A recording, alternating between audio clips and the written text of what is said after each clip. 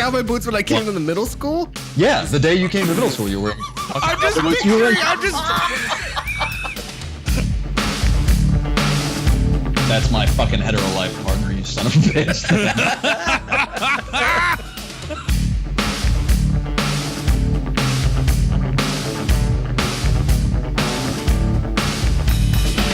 I just didn't understand ball breaking for many years.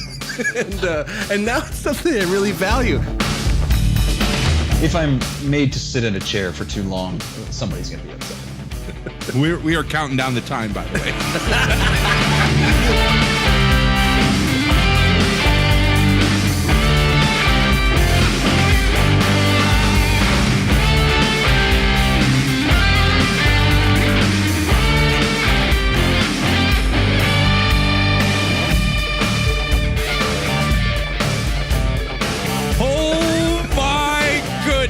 We got Pumps on. It's Cabin Kid Pumps is on here right now joining us. One, the only legendary Dr. Pumps Russell. I'm a doctor, which is true. So yeah, you got a fucking mustache. Is that right? A mustache? Not really a mustache. Yeah. It's not. No, I just don't shave. I mean, I guess it is a mustache. Sort of. It's not like you look like a Just for Men commercial. I look like yeah. I fell down in some glitter or something. Do you know what you look like, Pumps? You look like third period biology 2. That's what you look like. You seriously look exactly the same, you goddamn son of a bitch. Now, here's what's important. I cut all my hair off 2 days ago. 2 days ago? 2 days? 2 days ago. 2 days ago, my hair was cascading around my shoulders in... It was a prison. It became a prison, so I cut it all off. Oh, you look like Thor until 2 days ago. Yeah. That's correct. Do you feel free? Well, now you're like Ragnarok. What's the latest Thor? Yeah, well, and that's the thing, because Hemsworth took my stock down when he cut his fucking hair off. So I had to level the playing field. You look like you look like the picture of Pumps from the book where he had just cut his hair off. Oh, and he's like crying and he's like got it holding it like in his hands, you know, like that. 2 tweets. Yeah. Cue Ken Burns effect.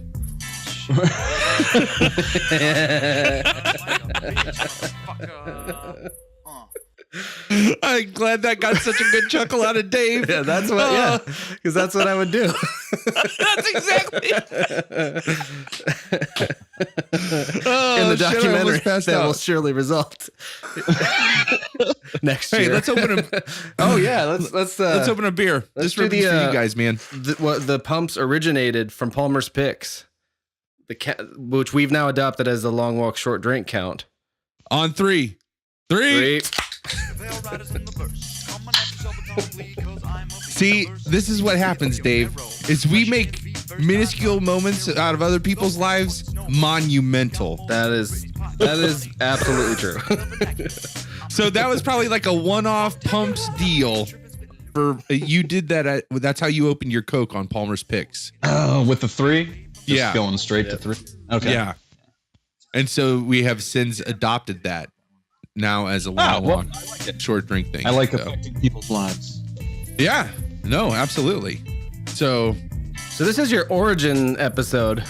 This is where you enter because mostly, yes, this is just for Palmer and myself, but there sometimes are people who listen, and we try to construct it such that they can be in on the fun. So let's somehow, I don't know how to get into it, but let's talk about how we know each other. Yeah, and it's just like one of the themes, one of the recurring themes with Long Walk Short Drink is like this case study. Dave is like the archiver of this massive case study, right? That is essentially our like a summer's worth of friendship, like that. It was that one great summer, you know, and just how that impacted and spread out from there, right? So, yeah, this is exciting. So this is Cabin Kids Volume 2.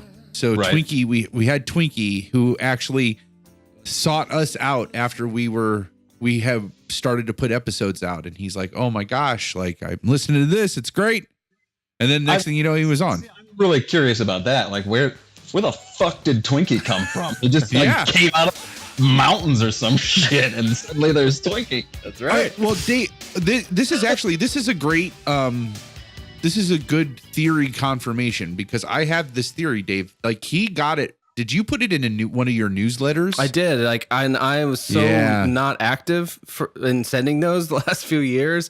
I just did it as a matter of because it was Moto had put a great deal of time and effort to make this really cool remix EP of the album he and I made together. So I wanted to send an email to anyone still listening on that list, like, hey, we made this thing. And as like a PS, I'm like, well, I've also been doing a podcast with my buddy, and I sent a link to the preview. And evidently that's how Twinkie stumbled upon it, and then was listening unbeknownst to us for a while, and then reached out. He's like, hey, if you ever need a guest. And we're like, what? Yeah. And of course we did. And then what was so awesome is like he came on and was like referencing jokes that we had told on. So like he had legit been listening, and it was great. But that really kicked off this like revisit of trying to like get Cabin Kid, like have this conversation about the cabin. So let's let these good people know just who is Dr. Pumps Russell. What is the origin of said superhero or supervillain, depending on the day? Yeah, how did you get the moniker Dr. Pumps Russell? I was sitting in the library with I think Jacko, and I know Bauman was there, and I think Heidi was there, and like there were a handful of other people kind of around, and James Love and Kurt came in, and was like, just sort of generally milling about, like they do. And it was Kurt who just like picked up that encyclopedia and flipped it open to some random page to Pumps through Russell, and he looked at me and he went, "You're Pumps Russell." I was like, so it was Kurt. It wasn't James Love. It was Kurt. No, it was because James Love, I think, is the one that confirmed that I was indeed Pumps Russell, because he was there. He was like, yeah. And it was Bauman who just lost his shit. Yeah, Bauman lost it, and like he just really took that and ran with it. And so many people's nicknames were because Bauman or Crams heard somebody else use it and then just wouldn't drop it. Like that's how Larry got his nickname. Right, from IGA. Like, yeah, like Larry had that one-off comment where he's like, "I'm not wearing a name tag unless it says Larry," and Bauman happened to be working that shift where he said that and just wouldn't let it fucking go. I mean, he is Larry to me. Yeah. Twinkie is Twinkie. That's just the way it is. Man, there's a scene in the Dreaming Out Loud documentary where it's a combination of people talking about the nicknames and where they come from. I'll include that when this comes out. Bauman's in there for people who don't know this crew. He tells the Pumps Russell story. Yeah. And so for those same people, grew up in Ribbon, Ohio with us. And we started hanging out, I guess, in high school. That sounds right. Well, I met you in 8th grade because myself and Jacko and I think Josh Oshesky and Logan and Bauman and Crams probably all sat kind of up in the gym there, in the little gym in the middle school. Yeah. And so we all sat up there eating lunch, and like one day you just showed up and you were just like opining about nothing on the floor, and you were sitting next to Jacko, and I was just like, who the fuck is this? I've never seen. So I came to middle school when I was in high school. Yes, you were in high school and you were in middle school. Dude, you were hanging out with us you were hanging out with us all the way back then, dude. Like you were coming down. Yeah, it's not even possible. Too, because it was really weird. You just sort of appeared there. You were just sitting on the floor, and I think like I offered to scoot down or something, and you were just like, nah, I'm okay. And I was like, okay. That sounds about right. And then like you and Jacko just sat there talking, and it was like, there was no introduction. Like Jacko did not see fit to say, hey, this is my friend. He probably pulled a sandwich out of his pocket. So that was my first awareness. Was then, and that was more than once, and it wasn't frequent. And the next day, like you weren't there, and it was just never talked about either. Like it was on my mind a lot, and I just never like said anything about it. Just like maybe you saw Jacko's imaginary friend for a day, like just for that hour, like you got privy to his world for a day. And then you got sucked in. And then I got sucked in. And then I'm in a crow. That's right. That was one of the main things I remember, where we spent more time together, or just time together. That's the first I remember. So Pumps was in even the very earliest attempts at our scenes, Jacko and I, when we were remaking The Crow on VHS in 1994. And he played Fun Boy, one of the larger roles in the movie. And Fun Boy has 3 major scenes in the book, each of which Pumps filmed easily 3 times each, some more than that, over the following like 3 years that ensued. And we became friends over that. And then I remember, am I correct in that you went to your first movie in a theater with me and Jacko from Dusk Till Dawn? Is that right? Yeah. Well, no, I mean, I'd seen movies in the theater. Not first ever, but first in a long time, right? Like first in many years. Yeah, it had been. I think Crocodile Dundee had been the last movie I saw. Holy shit! What a last one though. That's pretty awesome really to be able to say that sentence. Like that's pretty worth it. So I jumped from Crocodile Dundee into From Dusk Till Dawn. Yeah. Wow. And that was like the first. That was like just going like someone who could drive. Yeah, like, I probably just had my license. Yeah. You just had your license, and it was. I mean, I would have been 14 or 15, right? Something like that. And I'd have been driving down in the middle school on my high school lunch break. You guys are in high school at this point, but I'm just going down there to smoking cigarettes outside.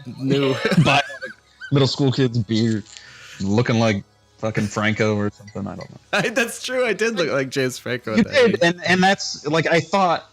Like I wasn't like a 90210 fan, but I just thought, man, he looks really like famous. I thought you looked older. I thought you looked like you were 25. So I thought you were like a student teacher or something at first. I did. I looked very mature for my age, and I looked like Luke Perry, and I was a 90210 fan. So I happened to look like Luke Perry, but once that started to be told to me, I embraced that. Yeah. I did nothing with it as far as like getting girls, but I at least like, I don't know. Oh, and you were bad choices. You were wearing cowboy boots. I do remember that. I'm pretty sure. Anyway, in my memory, you were wearing cowboy boots. Oh, I did. Yes, because. Well, that was because like this is so awesome. Because I mean, there's no real defense for it. There is an explanation, however. So when I was just getting, I basically looked like I was in my early 20s. I was 13, and so I started to like wear the clothes that I found in my dad's closet were essentially from the 70s. So like flannel shirts from the 70s. And I remember I had a pair of like white jeans that I wore.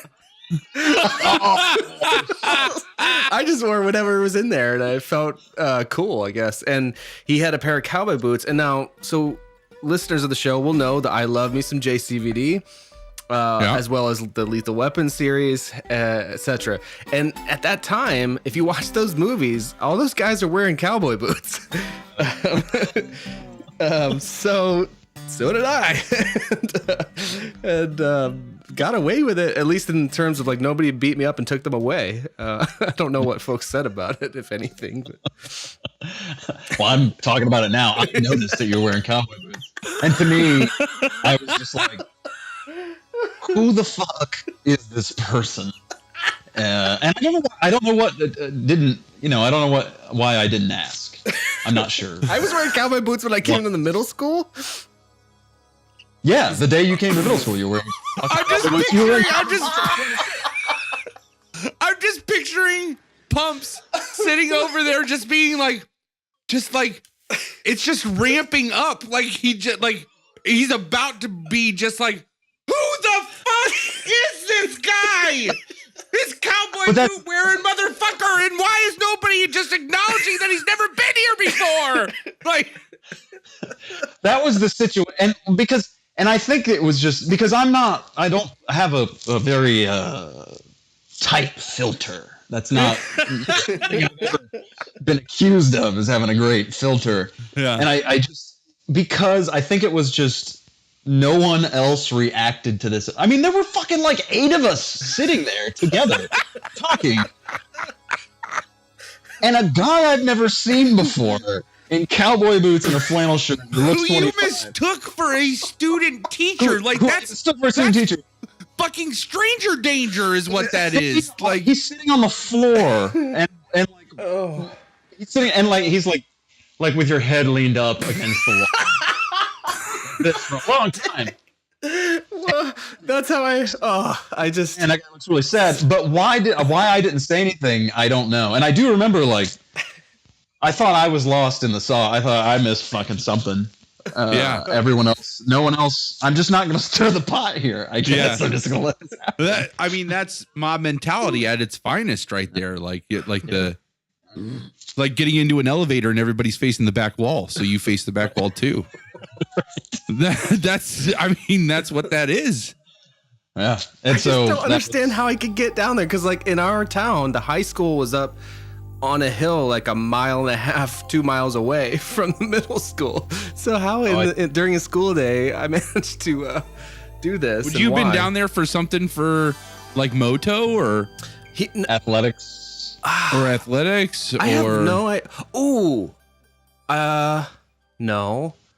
Because I was student trainer for the football team my freshman year. Was the drama club down there for a show? No, because by the time do their dress rehearsal. No, because by the time I was in drama, that was something I did with Pumps. Like we were in drama at the same time.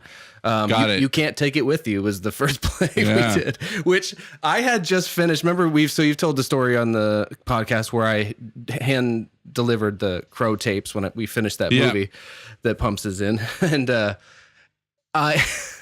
so I was into all that. And I think Pumps and Jacko were talking about joining drama. And I didn't want to do plays. I was a movie guy. So I told Mrs. Lusk, I think is her name, that I would be, this is so embarrassing, I would be an acting coach. Something like that.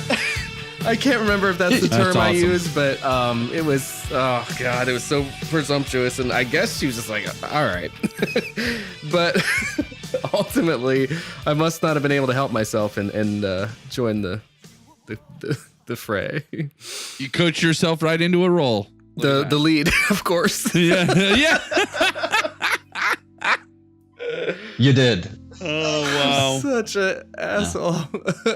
Nah. And then I just proceeded to like lean my head back against the wall.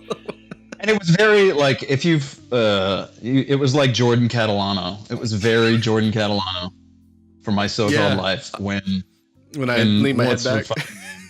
Yeah, well, because she asked him in one episode, they're in the hallway, and she's like, "So, how was your weekend?" And he goes, "Sucked." And that's right. So-called life. But that's exactly what you did, and you had your hand on your face a lot. I do right now, but now it's because I'm just embarrassed of that. But right. Oh my goodness. Yeah. So then we were in drama together. But what was the next time from this? I remember so much about, everything involving our circle of friends. It's something it's never far from my mind. But that anecdote you told about the the middle school, I have zero remembrance of. So what was the next thing where you're like, who is the student teacher? Do you mean like, oh, that's Jacko's friend, and then you end up in The Crow? I think I think it was actually The Crow, maybe. Or we may have gone to see, it might have been Dusk Till Dawn. No, because that didn't come out till 95 or 6. I think 96, because that's when I could have been driving. So 94, would I have been a freshman in 94? I'd have been 14. Yeah, that sounds right. Yeah. So it was The Crow then, because Jacko had asked me, he said, my friend Dave and I are like making movies. I was like again, who is Dave? David.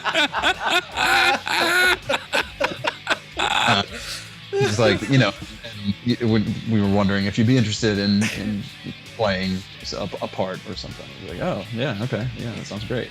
And so I think it was just that. I think it actually did stem ultimately from The Crow, because then you were at. No, this can't be anything good. You were, we were in like the lunchroom, and you were always at like the next table over, and like we're all sitting at the table, we're all there, but you're at the next table over, like by yourself with like your head down on the table. Emo Dave, we talked about it just last episode. Emo fucking Dave, man. And like still exists.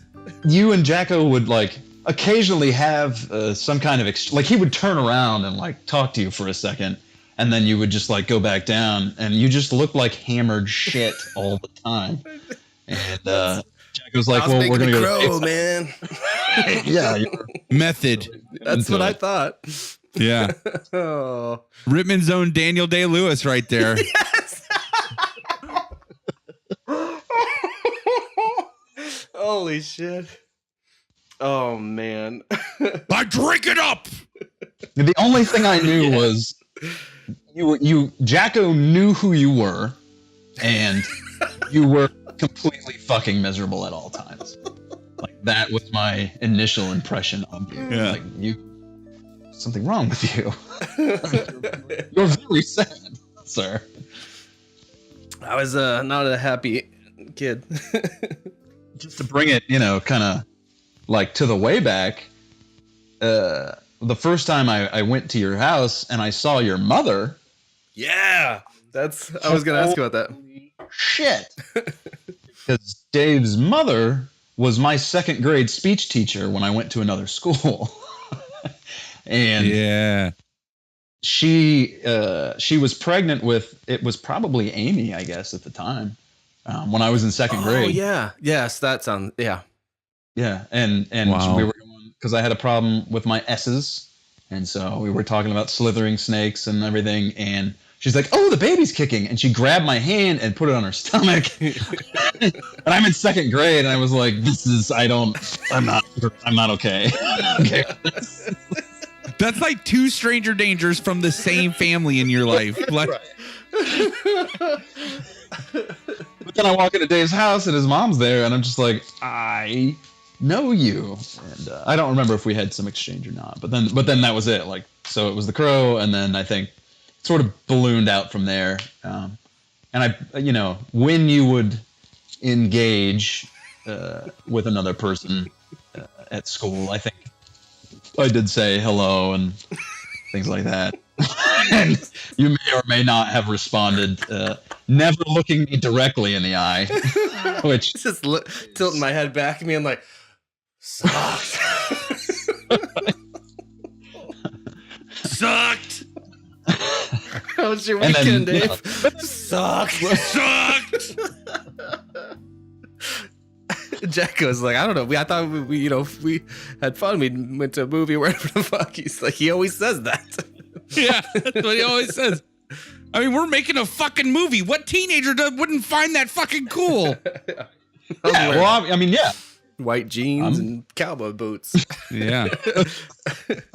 Pumps is the first person I think that well, actually, that's not true. When Jacko and I first started goofing around making movies, it was basically this thing we call we didn't have a name for it initially, but called illusions. We'd click our fingers and stop the camera and then not move it, and we'd in effect disappear. And we did 2 hours on that over the course of the summer of 1992. And Crams is in that. Which, to see Crams at that age is just magic. Like, I don't know how else to say it. He's a cherry-cheeked little cherub anyway. Yeah. And he was that. So, but then we proceeded to be all the characters in some movies that were like, we did a Lethal Weapon spoof. We did this thing about bounty hunters that was like just excuses for me to brood around on screen and do kicks and stuff. But then like that movie was supposed to be serious, but it was ridiculous because we were playing all the characters, just like putting on sunglasses and a bandana and pretend, and like basically we'd have scenes with ourselves. So when we started The Crow, we're like, well, we should probably not do that anymore. And then we brought Pumps in. But what did you think? Like, did we loan you the book to read? I mean, that's a fucked up book for teenagers to be reading, let alone making into a movie. Yeah, I think I had some. I think you handed me some photocopies, maybe, because I think you had cut it. You had a copy that you cut out and like pasted into a notebook, and I think you guys gave me some photocopies, and so I was like at home reviewing my lines, and I decided to use like a Dirty Harry voice for some reason. We encourage people to like adopt some kind of what we deemed a street accent. And remember we talked about Kurt earlier? His was Australian. Yeah. Totally was. He and I both saw the Mystery Science Theater 3000 for Alien from LA with Kathy Ireland. And there's a guy in there that has a terrible accent, and they keep ripping on him every time he speaks. They're like, I'm gonna tell you I was Australian, and he and I would joke about that all the time. So when it came time for him to be in the movie, actually those two guys, James Love and Kurt, are in the same scene. One of the few that Pumps is not in. So that was something we encouraged folks to do and just left them to their own devices. So the early iterations of Funboy were that Clint Eastwood.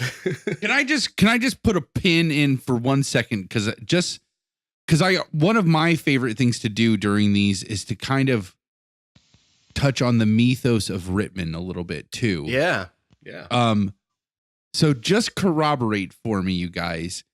Kurt and James were two gentlemen who attended our school that were probably two of the smartest students in that school.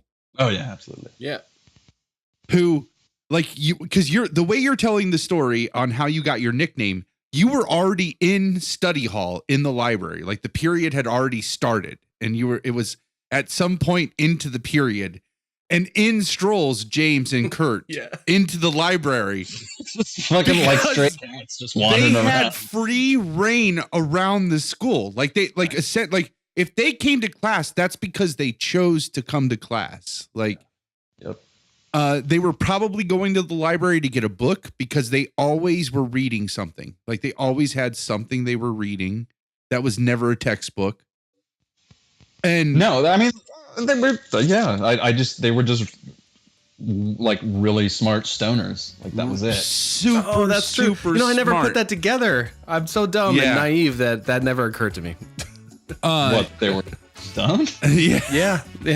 I mean, listen, I was obviously in my own world. I mean, and not everyone could just get away with that stuff. Like I remember maybe it was my junior year or something. At some point, at this point, I couldn't even be in the lunchroom. I was in the gym.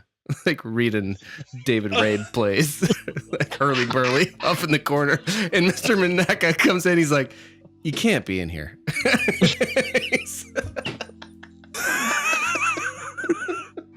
You don't understand. Yeah, I was like, "Fuck." Well, I can't be there. So these guys, they march to their own beat as sort of genius stoners. My first interaction with one of them was my very first class of my freshman year is biology 1. And it's like 10 minutes into the period. Sabo is still just like calling the roll and like assigning seats and assigning books to people. And 10 minutes in, Kurt comes walking in with a fantasy novel that's like 4 inches thick in his hand, and like it's August. Yeah, wearing a padded flannel, like the fleece lined flannel that comes down to mid hip, blue jeans, engineering boots, bowl cut. And this dude, he's as big as me. Like he's as big as I am, and just comes strolling in. And Sabo looks up, and she just with looking through the tops of her glasses, just tracing him. Like he doesn't even turn his head, comes in through the door. She had that side table over in the side of that wasn't one of the stations, Oh, up it was front, just a right? folding table up front. Yeah, I know what you're talking about. And with one chair at that table, and he's beelining it for that table, right? And she's tracing him. She's like, "Oh, Kurt, welcome back. You gonna do anything this year?" And without missing a beat, he's like, "Probably not." She's like, "Okay, well, we'll talk to you later." And he just went over and sat down and opened his book and started reading it. And I'm like, that is the coolest motherfucker I've ever seen in my entire life. Like, that's not true. I was so naive. And I was just like, oh my God, what is this guy doing? He's going to get in trouble. Didn't get in trouble. I mean, because he had so few fucks to give that the teachers were just like, What do I? There's nothing I can do. Well, there's nothing we can take away from him. He doesn't do anything, so you're not going to punish him. Right. And I actually, when I first moved to Rittman, I lived a block away from James Love, and so this would have been second grade. So I moved to Rittman. Yeah, second grade. And there were a few other random kids in the neighborhood, and then James Love lived over there. And actually, when I said that they were just stoners, so he would have been in I don't know, third or fourth grade, but he still had that affectation of personality. It was he was pretty much the same, even at that.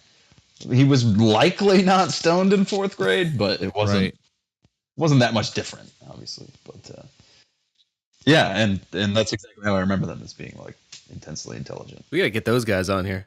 Yeah, intensely intelligent, and just I just remember them having they appeared to the error always was, if they're coming to your class and they're not acting out or causing a ruckus, you're winning. That just cut your losses. Yeah. That's what people said about me. I had the opposite. Whereas they were to come and go as they pleased, I was on lockdown. Yeah. And I had to pass from cell block D to cell block C, and then I was locked there. I wasn't allowed to then leave there. Well, what's funny is that biology class was also my first interaction with you. Yeah. Yeah. Oh yeah. Yeah. Because I'm on the satellite at this point. I'm not a part of the group yet. But through my freshman year, through track and through biology too, because we ended up doing projects together. And I worked for the city that one summer, I think prior to that. And that's probably where we first hung out. Yeah. Oh yes, we need some working for the city stories, please. I didn't realize Palmer did that till this show. Yeah. But it's everything you could ever want it to be. Yeah. So go back to, it is everything you would hope it would be. I mean, again, man, you get such great jobs when you're a kid, Yeah. Jobs that I'm man, if I could do that job now, that would be pretty sweet. That's exactly this has always been my fucking dream job, because I think the 1 year I worked for the water department, and all I did was mow. I just got on a fucking Toro mower and I drove it 6 miles to some place that had never been mowed before, and I'd mow it. I had my headphones. I had a fucking 2 liter of Mountain Dew or Mountain Mist, whatever they sold at Kroger. Somebody would come get me at break time. Yeah. We'd go play poker at the street garage, and then they'd take me back out there. And that's all I did was listen to music and mow. And what a life What a life. Yeah, and like just like get suntans and just like again, some of the best jobs you get paid to get dirty and work out. You know, like, and how can you ask for anything else? Somebody's mowing here, so it's soundtrack to your story. I don't know if you guys can hear, but that's kind of always the case. Somebody's always fucking mowing in my neighborhood. So back to so we're working up towards shooting for the Crow. So because that's where you and Dave finally get together. Right. So me and Dave and Jacko, I've been hanging out with Jacko. And somehow, like, you just never came up, by the way. So you might want to fucking take that up with him. That doesn't bother me. It came, like, I remember, I think I rode my bike to his house and we were looking for porn on AOL and just, like, failing miserably. And you were like, well, Dave has a copy of Barbed Wire. And I was like, yeah, that was a great bonus to looking older, like, when I did, as I did. And so you were, like, again, I didn't know who. I was like, okay, let's Dave then. And he's like, well, we'll just walk down to Dave's house.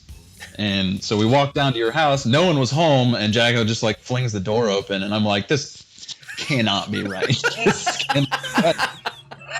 Dude, this is a student teacher's house. Why are we at a student teacher's house? Right. And so we, like, walked in through the house and we're like, and this is pre-Crow. And we got a copy, like, he was just rifling through your VHSs and he found Barbed Wire and I was like, yeah. So we went back to Jacko's house and put Barbed Wire in, and no one was home at your house at all. Like, you weren't there. No one was there. You guys just walked into their house and nobody was there? Yeah, this was very. I missed that somewhere in this story. Like, I thought, holy shit, that's. No. We walk down.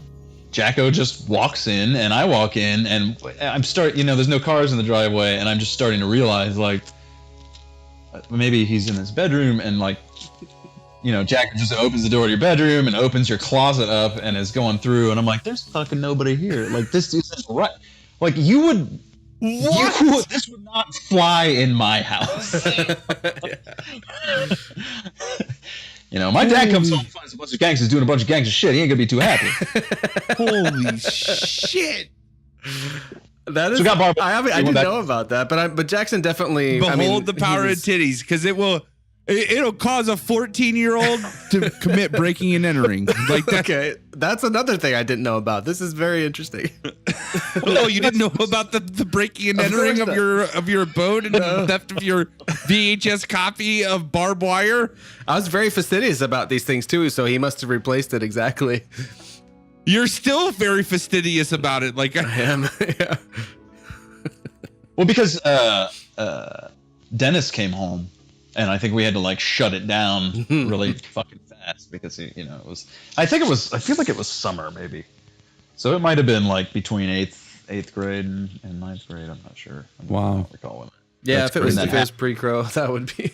So, but then still, you hadn't put together, like, this is that guy who wears cowboy boots. No, because we were just in your house, but you weren't. I had no, like, frame of reference. It was this person that I saw once a year prior, and then, like, a handful of times at school, but he was always out of commission. It was not accessible. Oh my god. So they're yeah. And then Palmer and I had the biology class together, and was I a senior, Palmer? Yeah. Yeah. Well, no, because you were only a year ahead of me. But I don't think because I don't think you were in biology 1 with me. No, it was biology 2. It was biology 2, which would have been my sophomore year and your junior year. Because I don't know I just didn't take a bunch of classes. Yeah. Like, you were bitter that you were there. You were like, this is like, I was like, what are you doing in here? Because I had worked with you at that point. Because I worked for the city the summer between my freshman and sophomore year. Yeah. And so it's the start of my sophomore year, and I'm like, what the hell are you doing in here? And you're like, I don't know. Apparently, I can't just keep taking earth science or something. It was like something crazy like that. And you were just bitter about it. And so I was just generally upset to be in any class at all. Yo, yeah. No, I totally get it. But so we were in that class together and we did a ton of projects, like awesome projects. Like we did the project on spontaneous human combustion. Yeah. And we did we did one more that was like pretty sweet. Left brain, right brain, Oh, something. Oh, alien hand syndrome. That's what we did. Alien hand syndrome. Yeah. That's Yeah. Right. Yeah. So we did 2 reports on that and just like basically just goofed off for that whole period for an entire year, which was pretty awesome. Right. And then I also we were in track together my freshman year. Yeah. So maybe that would have been the first time. But we didn't really hang out during that. Like, no, well, you were a thrower. I was a sprinter. It's 2 different worlds. Yeah, totally two different worlds. I remember one track story though that I do remember was I happened to walk in the room while Spiker. We had just had a meet over in Doylestown, and Spiker was watching tape of the 100-yard dash that you're in, and whoever recorded the race was like this brilliant cameraman, because they like right before the race starts, they sweep across all the blocks and like all the runners are down in blocks and they're like all in it to win it. And they get to the last out lane and there's Pumps just standing there. No blocks. Like he still got his warm-up pants on. Like I wish I'd had a cigarette hanging in my mouth.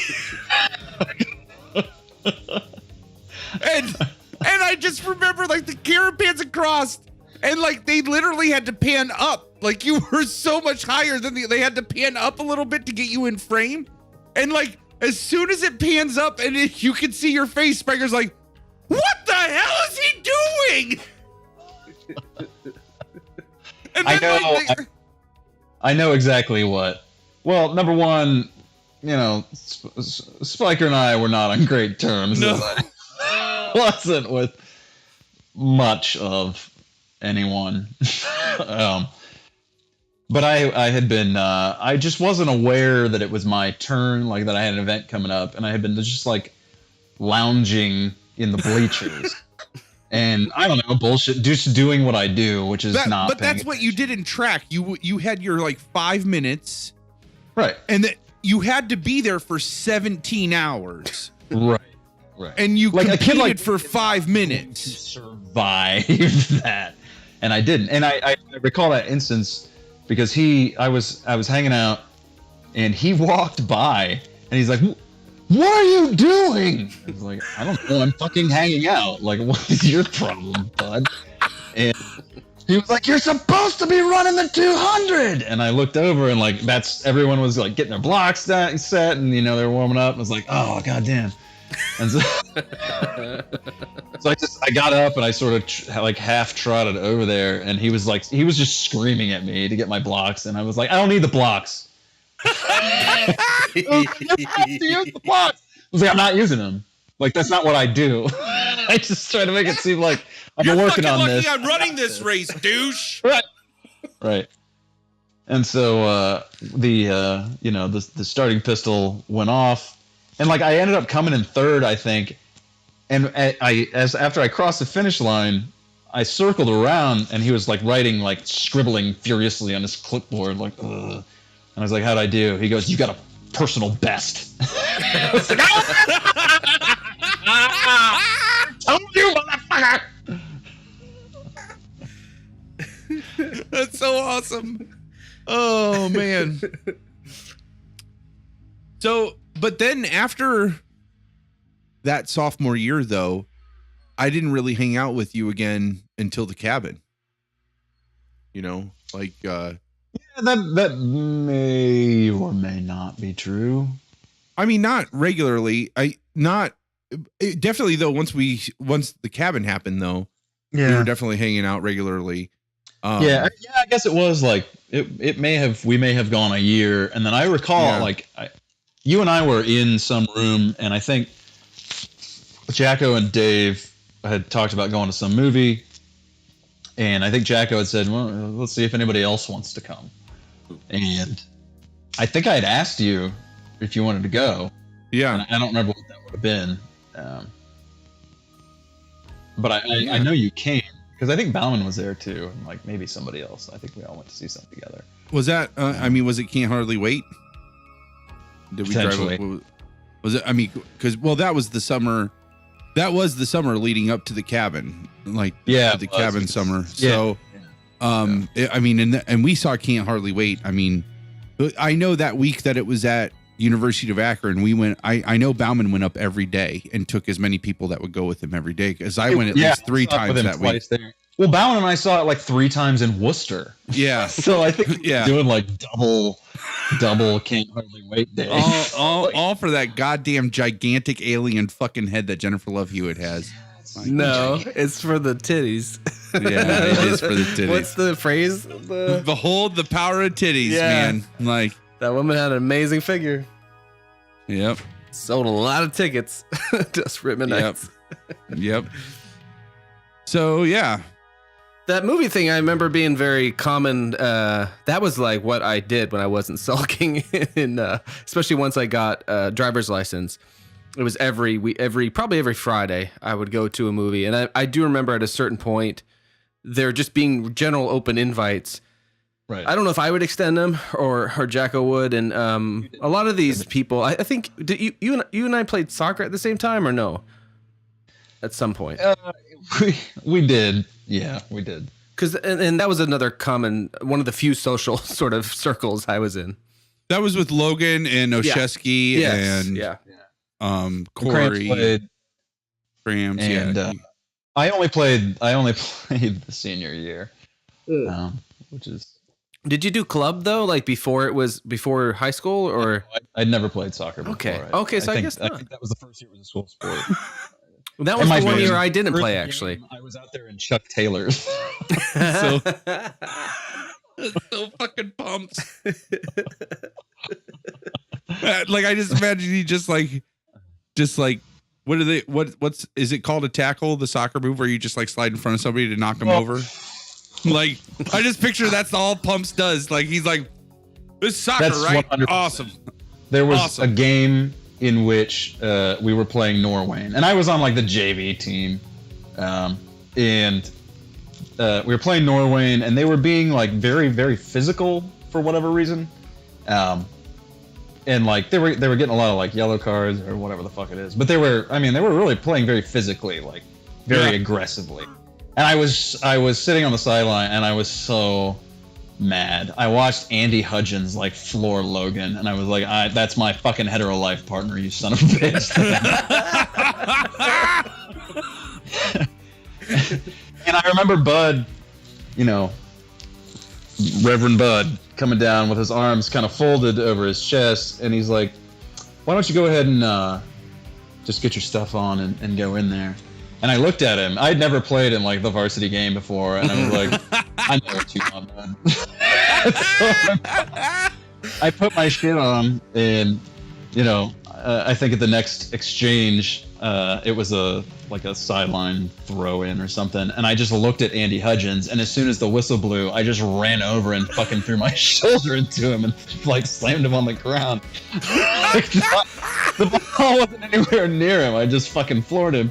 And I got carded for that, and then the very next play, the ball went to Hudgens, and I ran up to him and I stomped on his foot and I threw my shoulder into him, so it it jerked his leg and he fell down, and I got my red card, and I said something to him. I was like, "Go fuck yourself," and because he was swearing at me, I was like, "Go fuck yourself, you pussy," or something. I don't know. And I went trotting off the field, and I kind of ran by Bud, and he never looked at me, and he just went, "Good job." Man, Bud was so fucking awesome. That is amazing. It's so out of character, which is what makes it so awesome. Yeah. But he had a little biting edge. He started so I played soccer a lot growing up with Jacko and all those guys, and I only played 1 year, my senior year, when it was a varsity sport. So it was always just this club thing that you could just do, and it was just for fun. Like he made it fun. He didn't pressure you. He was a very unassuming guy, very soft spoken. He was the pastor of this church that a lot of people went to. And, but nonetheless, like obviously there was that under the surface. And I remember he would come into the video store where I worked sometimes. I did not I chose to work weekends because that's when I worked at the video store rather than go to any soccer games that were on weekends. And he didn't like that. And he went and talked to my boss, who was this this horrible man. He was this awful guy. And he didn't take kindly to that. So he yelled at me about it, the video store owner. But and then but then there were other times where Bud would come in. I think he came in I was graduated. No. Was I? I think I was, because there was no reason for him to be this mad at me for this passive aggressive comment I'm about to share. And so I had at that time shoulder length hair and a full beard, and I was working at this video store in town in Redmond, and or maybe I wasn't. What he said was something to the effect of, "Oh no," because I did look like that. Because he's something about looking like Jesus, and he's like, "Well, it's better to act like Jesus than look like Jesus." I was like, "All right," but he said it with some malice. Well, he grew up in a tough neighborhood in Philadelphia, and they used to play. He said that they used to keep switchblades in their shin guards because oh my god, fights would break out and shit. So, Reverend Bud, lived life, I think. Yeah. Prior to becoming Reverend Bud. So he was a very understanding guy. One of my favorite stories about him was he had this quote unquote colorful past. He had lived life and was raising. Normally preacher kids have a reputation of being hellions. Mm-hmm. His kids were not those stereotypical preacher kids. They were very, very, very good kids, right? Yeah, absolutely. Good kids. Yeah. And he felt that they were not getting, I cannot corroborate this story, but I love it. He didn't feel that they were doing enough kid things and took them out TPing. And just to show them things that kids the kind of trouble they should be doing, good wholesome trouble, not doing anything outrageous. And so he's TPing with them and the cops show up and he panics and says, "I wasn't here," and leaves his kids to get arrested by the cops and barrels home to get there before they call. And they call and they said, "Mr. Oshevsky, we're really sorry, but we caught your children TPing a house. We have them down at the police station." And he had to fake being upset, and they totally played along because again they're good fucking kids. But because he couldn't have could you imagine in that small town just the gossip that would the town preacher caught TPing a house. They were TPing the house of the director of the youth group. You know what so it was all inside anyways, but he just saw the lights and he panicked like he was in Philadelphia again and just fucking "I wasn't here," and booked. And left them to get picked up. So I want that to be true. Yeah. So I'm not gonna do any fact finding because I want it to be true. Yeah. So, but and when you hear that, you're like, yeah, that's totally plausible with him. I could see that. Yeah. So. Yeah. I can totally. I feel like maybe he might have actually taken us TPing one time because I think a broken ankle, and I can't remember if it was him. I'm almost positive it was him, and it was Marv's house when Marv lived right next to the high school. Oh, yeah. I remember that. Me and Logan and Josh and someone else, a couple other people, were like, we knew that they weren't going to be home, so we went to like TP their house. And Logan had a broken foot or ankle at the time or something, and he was like hobbling along. And I remember like Marv's family pulled into the driveway while we're like and like everybody was like and scattered like roaches. But Logan is there, and he's just like clunk, clunk, clunk.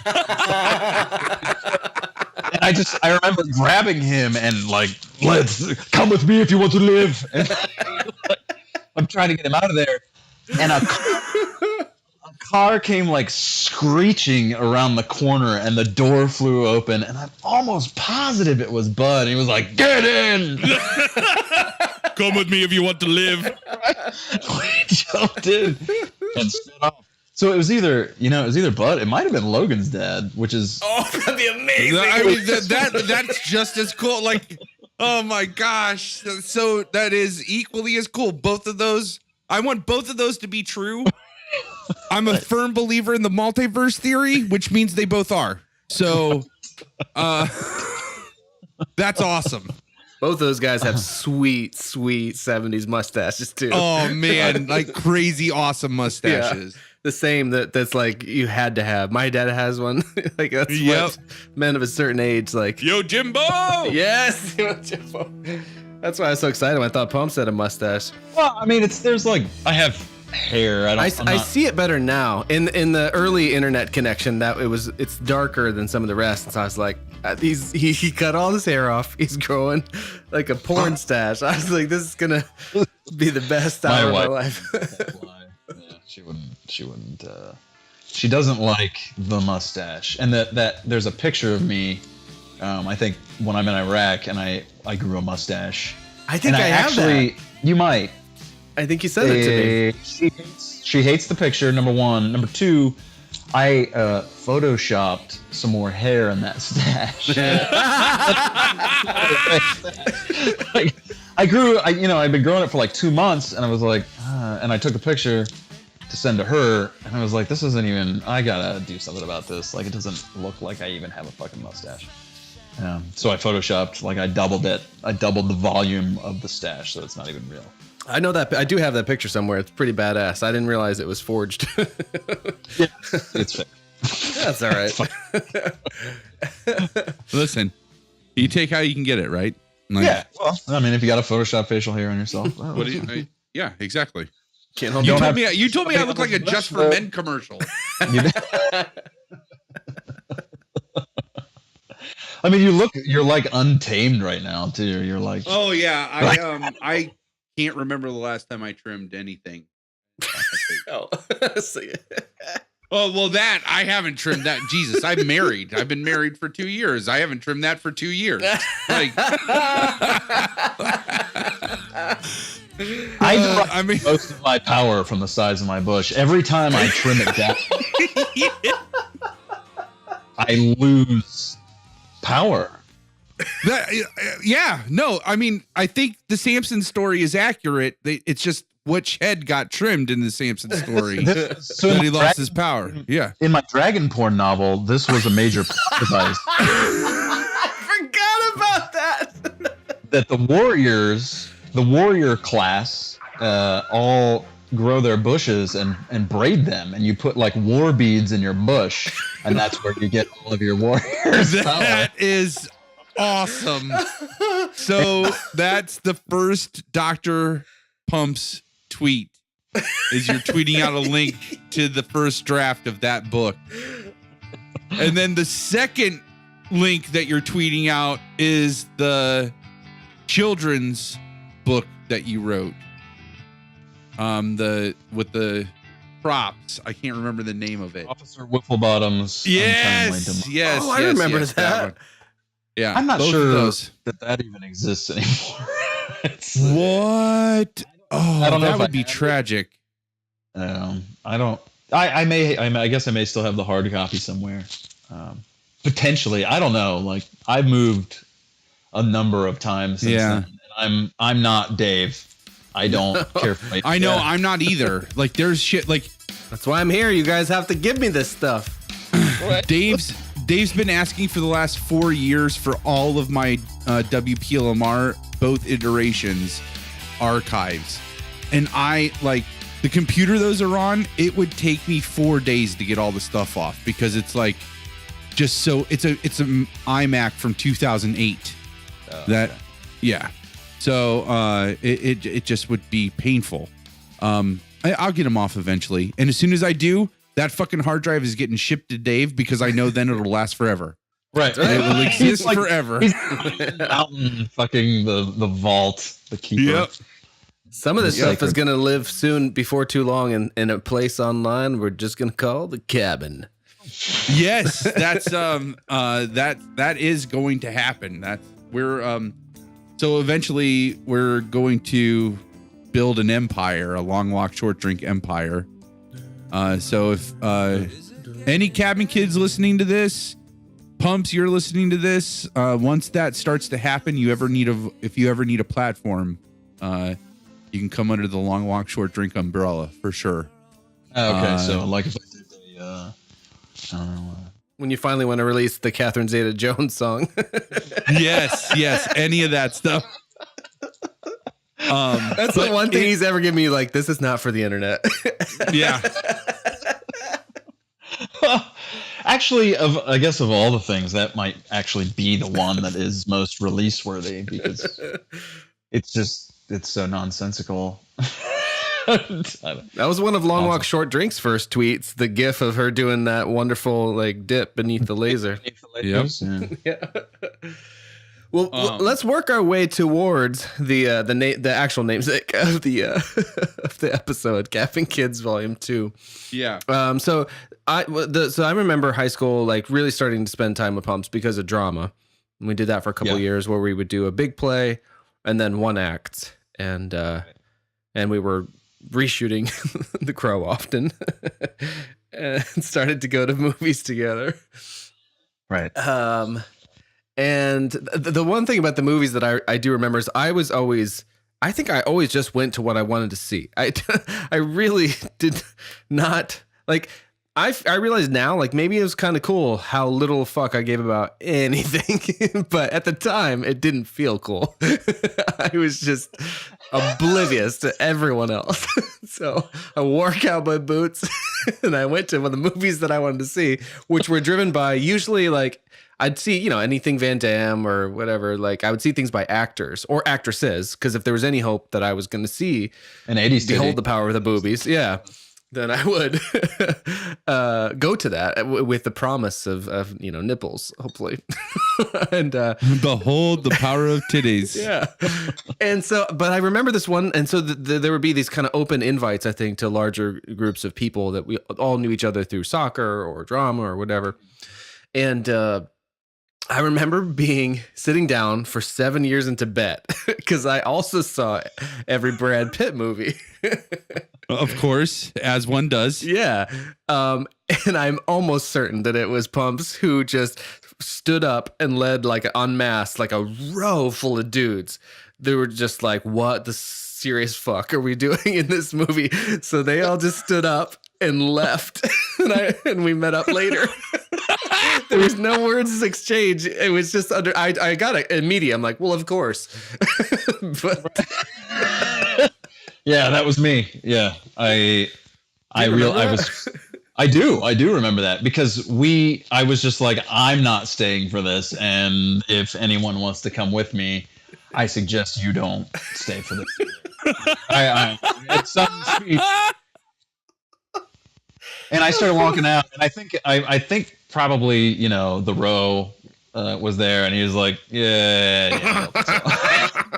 And we walked out in the hallway, and I think we just like whatever. There were like 3 other theaters that were right there, and I just looked at all of them and just walked into one. And I don't remember what we ended up. We ended up seeing something awesome. Like we were all very happy with our choice from whatever it was. We're free from the tyranny of this cowboy boot wearing dickhead. Dave, so you stayed, right? You stayed. I was always just going to the movies that I wanted to see. Like I said, never giving a fuck if anyone else. Yeah. So Double D, yes, he stayed. We have Double D's asking if you stayed alone. Oh yeah, but of course, Double D. I love me some Mr. Pitt, even in that movie. I'm always portrayed as the asshole and somewhat villain of the whole experience. But you were the most selfish fuck. Yeah. I just didn't know I was being terrible. It wasn't willful. Just stupid. So that's the difference between villain and selfish is... Oh, it's all a matter of perspective. Yeah. Nobody is the villain in their own story. Behold the power of titty. I don't know. That doesn't fit there. No. It always kind of fits. It does always kind of fit. You're right. Yeah.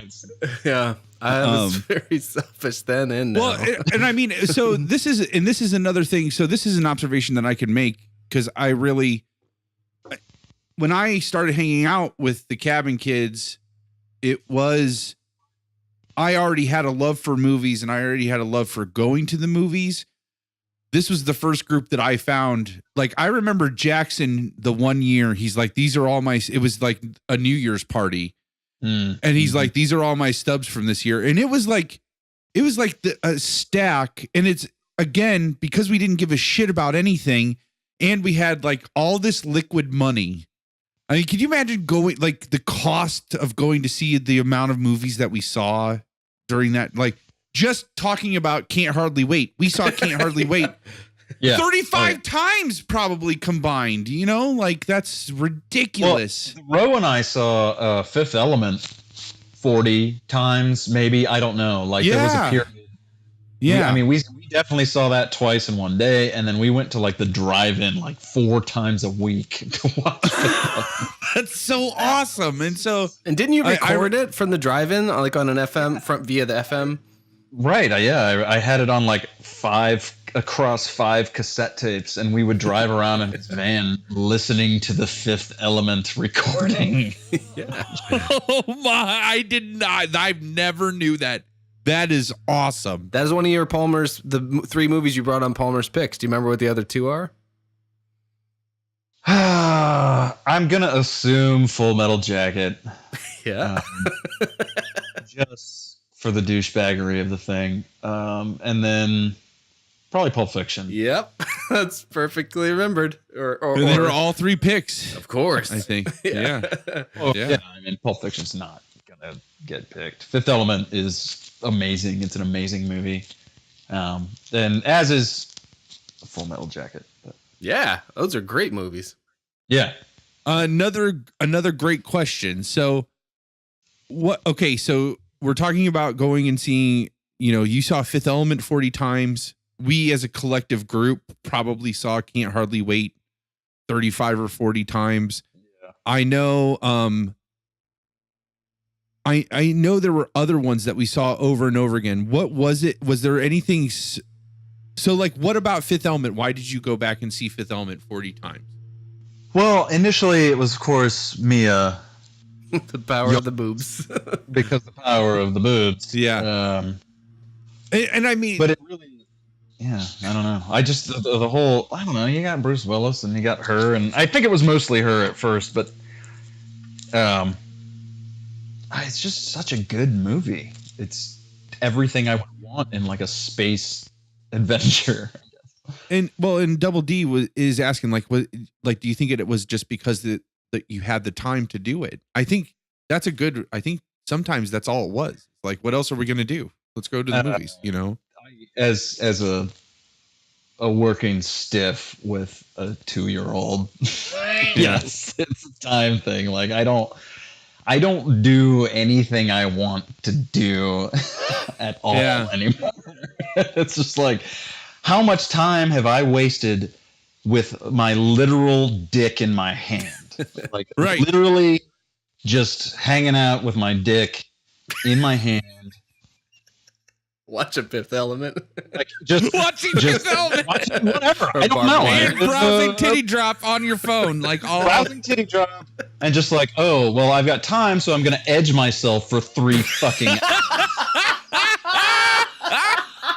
Because I can do that. I don't have anything else to do. Oh my God, if I had a nickel, we'd already have an empire. Jesus. And so, and now I'm just like, jack off. What?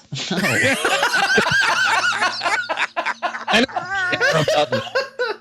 Jesus God, when would I even do that? Oh man. Yeah, no, that's so true. And and how perfect was it? Like I think kids would spend, if you give any teenagers liquid money and all the time of a teenager, they're going to spend it on something, whether it's drugs or whether it's video games or whether it's whatever. And it's just, we as a collective like to go to the movies. I think we all enjoyed that process of going to the movies, that experience. Jacko and I used to, when we would sit down in a movie at a certain point within the first half hour, Jacko and I would always go, Fifth Element, we'd kind of elbow each other and just like that. Basically, it's like, hey, look at us, we're at the movies. Yeah. I remember that. Wasn't there correct me if I'm wrong, wasn't there a story where you went to the movies, Pumps, with the group of our friends, and it was like jam-packed, like Titanic or something like that? And like, it might have been you in the row, and like there were only 2 seats, and they happened to be next to 2 girls, like in the very front row, and like, I'm not gonna steal it because I need to hear, like, our viewers. We have actually more viewers than we've ever had on a live stream recording. We were up to 5 at one point in time, which was awesome. But of course, the power so, like, our viewers will want to see that. Plus, our listeners, when this broadcaster is going to want to hear this story, because I remember this.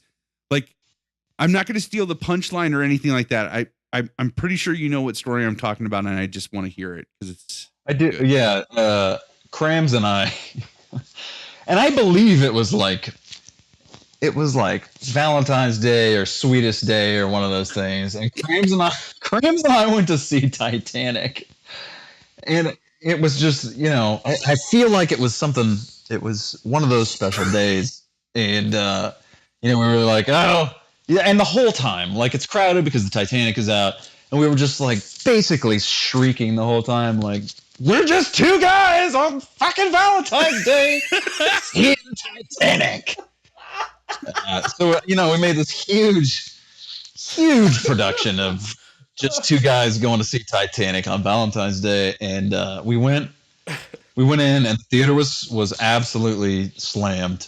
And there were, I think we even like traversed the rows, looking, and we ended up in the very front row of the theater, which I don't know why those seats are even there.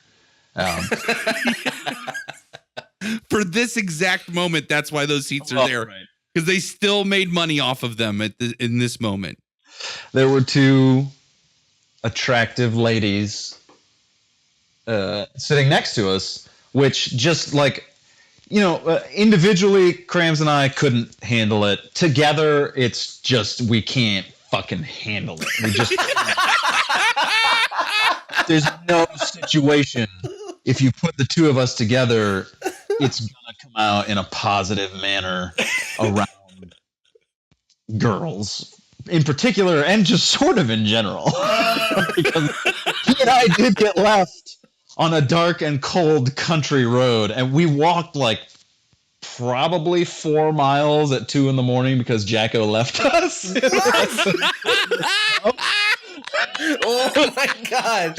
We need to know about that too. But with the Titanic, I just just places I don't belong and things I don't belong in. Like I shouldn't have gone to the Gone with the Wind thing, but that's what everyone was fucking doing. Oh man, that Gone with the Wind. You and I both should not have gone to that. I don't even think I would have liked it on my own, to be fair. Nobody, that movie just needs to just go in the archives and just it should not be consumed anymore. Like, but even now, like I am 37 and I still like get into these, we went to saw, I think the Nutcracker 2 years ago in North Carolina. And I was just like sitting there, like grinding my teeth. And there was a 3 or 4 year old girl behind me who was eating chips. She was like, what is even happening right now? And I was like, this little girl is my spirit animal. Yeah. She is doing everything that I want to do. She's like, Daddy, this is stupid. I'm like, yeah. You like lean your hand back to give her a high five. And I was just like, I was sweating because there's a bar out there, and I was like, I just want to go out and drink a beer. So with the Titanic, so we're sitting there. There's these 2 attractive girls next to us, and we're watching the Titanic, and I don't know. Sean just like couldn't stop like looking. It was like. I think he had eye strain from trying to look at them, and I just continually made comments, the entire movie. And the one was, I guess the big one was when the ship was sinking and the captain was like standing in the fucking rain and fog, and he's going down with the ship, and people are crying, and I yelled out, "Arr, tray me fish sticks!" And the girl, because all I could think about was like the Gordon the fisherman. Like those girls were just like she looked at me with just tears on her face. She was just like, "You are such an asshole." Did she say that? No. It was something along those lines. Like she let me know her displeasure, and I may be mapping. Didn't she punch you? I heard she like what? She might. Yeah, she might have. There might have been something like that. Well, this might be getting overlaid with Jacko's stepsister. Oh, I thought that was Heartlob. I thought that was Heartlob. No, that was a different incident. Oh. This was when Jesus, I love all these pumps incidents. They're so great. There's a lot of incidents. Were you there for that? Where she's like, "You're not fucking cute." Yeah. And then of course Chris is just like picks on her all the more. Yeah, that's that guy's a cop now, by the way. Oh, that's perfect. I hope he has a mustache. He does not, but anyway, we what was I saying? The Titanic. Oh yeah, so wrap up. Well, I think she was just like really, really like irate with me. She was very upset with me. But I think there may be a blending of stories with when I jumped off the roof through Jacko's stepsister's window, trying not to touch her bed, and I knocked her basket of fucking Bath and Body Works over. And she went absolutely berserk on me. So I think, and this is the problem with like memory, right? Like you end up sort of blending these things together. Like there's I have this memory of myself and my wife and my grandmother going to Ponderosa and eating dinner at Ponderosa. And I kept bringing this up to Lindsay for years, and she's like, "That well, my grandmother mentioned it that time we went to Ponderosa." And Lindsay's like, "We never fucking went to Ponderosa. I have never been to a Ponderosa in my life, and especially not with you and your grandmother." And so I think like after 5 or 6 years, I mentioned to my grandma, and she's like, "No, I have no recollection of that at all." So I think I had a dream that me and Lindsay went to Ponderosa with my grandma. And to me, that's reality. Like this is a memory. It's not a dream. It's a goddamn memory that I have. I thought for like 6 years that this happened, and it didn't. I'm being told. So I think everyone's gaslighting me. My wife is potentially a government agent. I found money. I don't know. There's a whole thing. Is this the Truman Show?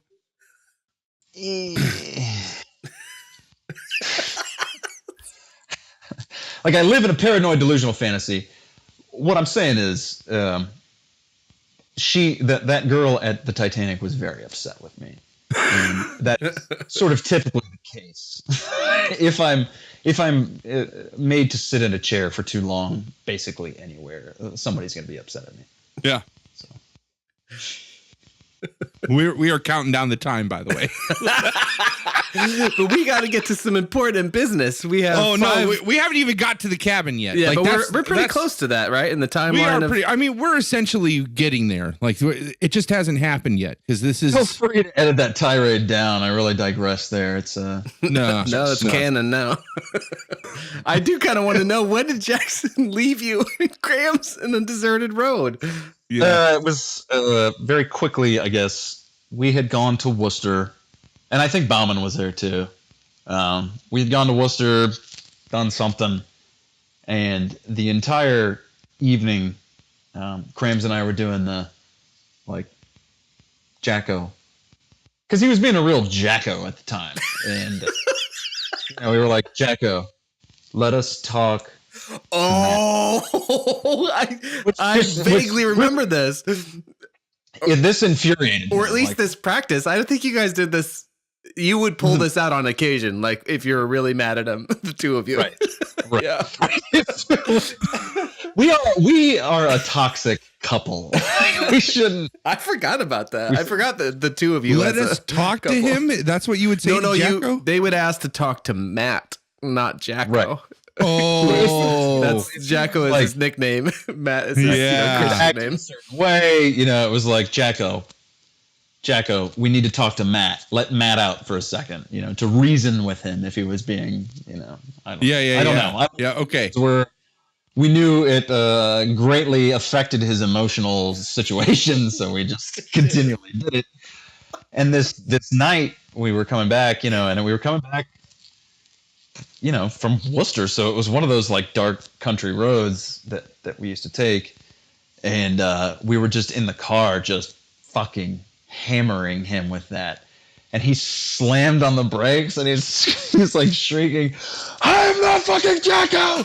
I'm not Jacko!" And he put the car in park, and he got out of the car and started running across this like fallow cornfield. I might have been there. What do you remember if I was there or if anyone else was there? There was a fourth. It was you or Bauman. It was one of the two of you. All right, keep going.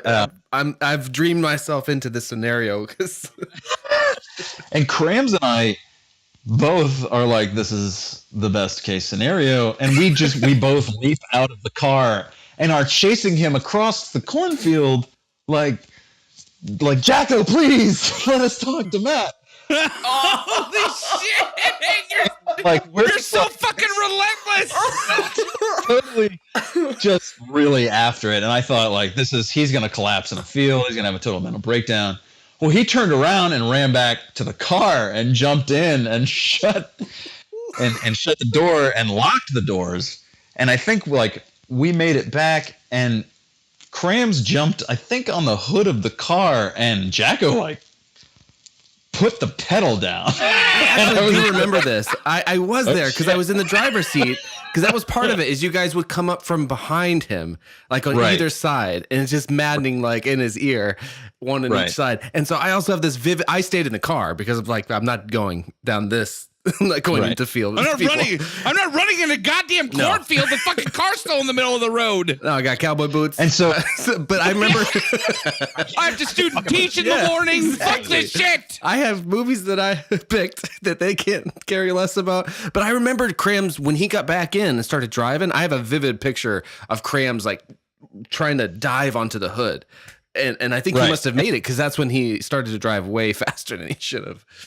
Yeah, and I don't remember what happened, but he ended up stopping, and Crams jumped off, and away the car sped.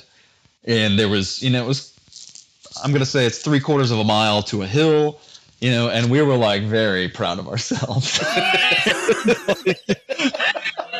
we were standing Congratulations, Mr. Kammer. Congratulations, Dr. Pumps. That was a good one. That was a really, really good one. As we're watching the taillights speed away and they disappeared over the hill, and we were just like, he'll be back. He'll be back. And we started like kind of walking. I'm like, I think Sean was like, he's not coming back. Oh, shit. We are not close. It's God knows what time of day, even. So we were out there. And I can't remember the name. It's the road that goes past Bauman's Orchard. Yeah. So you walked that entire way? Yeah. Well, there was no recourse. No choice. We walked to Cram's house, and we got in his car, and he took me home from there. But just walking down this country road, between the cornfields. Although I have to give you mad fucking props, because I assumed Jacko was unbreakable. Like, oh, he broke. Yeah. Well, there's that. First off, mad props because you broke him. And second off, this really helps. Dave, we were just talking about how I'm really bad about driving a joke into the ground. Yeah. And I think though the cabin really solidified that, because we were all a little autistic for a good joke. That's true. It never stopped being funny to us if we found it funny. Right. I agree. Yeah. Like Crams and I in our health. I think our health class, the entire year of that health class, we crushed up chalk and snorted it like cocaine. And we would continually look at each other and shake our fists in the air like this the whole year. And our health teacher just was like, "You guys are so weird." Every single day, multiple times a day, we were stealing chalk and crushing it and snorting it. And then looking at each other and shaking our fists and what does that even mean? I can picture it so clearly, but I was not there for that. But it makes me so happy to know that went on. Right. Jeez. Yeah. So yes, being autistic glorious for a good joke is an excellent way to put it, and not even a good joke, just something. Just something to commit to. Yeah, that's a great. That is an excellent way. That is an excellent caveat to it, because we just had to find it funny. It could have been as simple as snorting chalk, crushed chalk. Right. Which, if you just say those words, snorting crushed chalk. Yeah, nobody wins there. No, but no, it wasn't great. It was a really bad experience all around. But somewhere you two found something about that hysterical, and then it's always funny. Once it's funny, it's always funny. And that's what matters. Right. It's two human beings finding some connection to one another. Isn't that what this is all about? That's what leads to the cabin. All right. So Twinkie, our co-host in absentia, sent us a bunch of questions that he wanted us to also make sure we try to work into the conversation or get answered to. So let's tie the first experience that you remember with the cabin with Twinkie's first question too, which is, do you recall while experiencing the cabin, how did you view it? So he writes, do you recall how you viewed the cabin while you were actively involved in its use? And if you want to to lead into that with your first experience with the cabin. I guess overall it was just a retreat from. I remember my dad telling me one time when I was maybe high school or middle school or something, and my grandmother didn't live very far away. And what is Silver Creek Park now used to be just some farmer's field. Right. The whole thing. And so there's this like outcropping of, it's like a concrete built, but it's like overgrown with like rocks and shit. And he's like, he always used to tell me that's called the place. And it was just a given that on like Friday or Saturday nights, people would just show up to the place. And that's all everyone called it, was the place. And you just go out there and, you know, we'd have bonfires and it's the same thing. It was the same exact thing in the 70s. And I mean, he had been telling me about that, every time we drive by there, basically, because that's what dads do. They just tell you the same shit over and over and over. And so when the cabin, like once I sort of realized it was going to be a recurring theme, like I was like, oh, well, this is our place. Like, this is it. This is where. That's so like crazy interesting, because you came to the cabin already knowing what the cabin was. Like your dad had prepped you for it. Like, that's awesome. Right. And so I think the first mention of it, I think, was after like a football game, and Bauman and I think Krams were talking about like, hey, we're going to go out to this cabin, blah, blah, blah. And I was like, I don't know if I'm allowed. So just, and it seems like a huge pain in the ass to try and justify the whole thing. And you're like, Dad, it's the place. I'm going to the place. I didn't know that at the time, but it was like I was going to be getting home late because we were, doing down at the football game or whatever. And I thought they would probably already be in bed, and I'd have to like just tell them that like, hey, I'm going to go out to this cabin in the woods. So I just totally disregarded the whole thing. And it may not have even been a football game. It may have been something else. Now, the first time I think that we went out was a story that Dave relayed where we were all like in Smithville, maybe. Oh yeah. Was that the thing where you were driving? What did you call your car? Shit. I don't remember now. I know. It was that big brown shark. It was gigantic. That big brown Buick that had one headlight, no interior lighting. I knocked the muffler off. I love the story when you were coming off of 57 and you took that curve too fast and ramped your car. And because you said as you were in the air, you had enough time in the air that you got the whole thought out. My dad is going to kill me. Wasn't that a cabin related thing where you were racing away from what we called this person we met once or twice ever, whose real name I have no idea, who was referred to as the yellow bitch? This is not a racist thing. She was not Asian. Yes, that's right. Yeah. Do you know? She was following me. Yeah. She was following me, and I was like, I'm not going to let this happen. And I think what is maybe a little known fact, because I usually kept it under control when other people were in the car, but I drove that Buick like a motherfucker. I don't know what I drove it like, but I drove it hard as fuck all the time. Like when I was by myself. And not to interrupt, but like another story, one of my other favorite stories of yours, and I keep stealing your stories. I just keep telling them for you.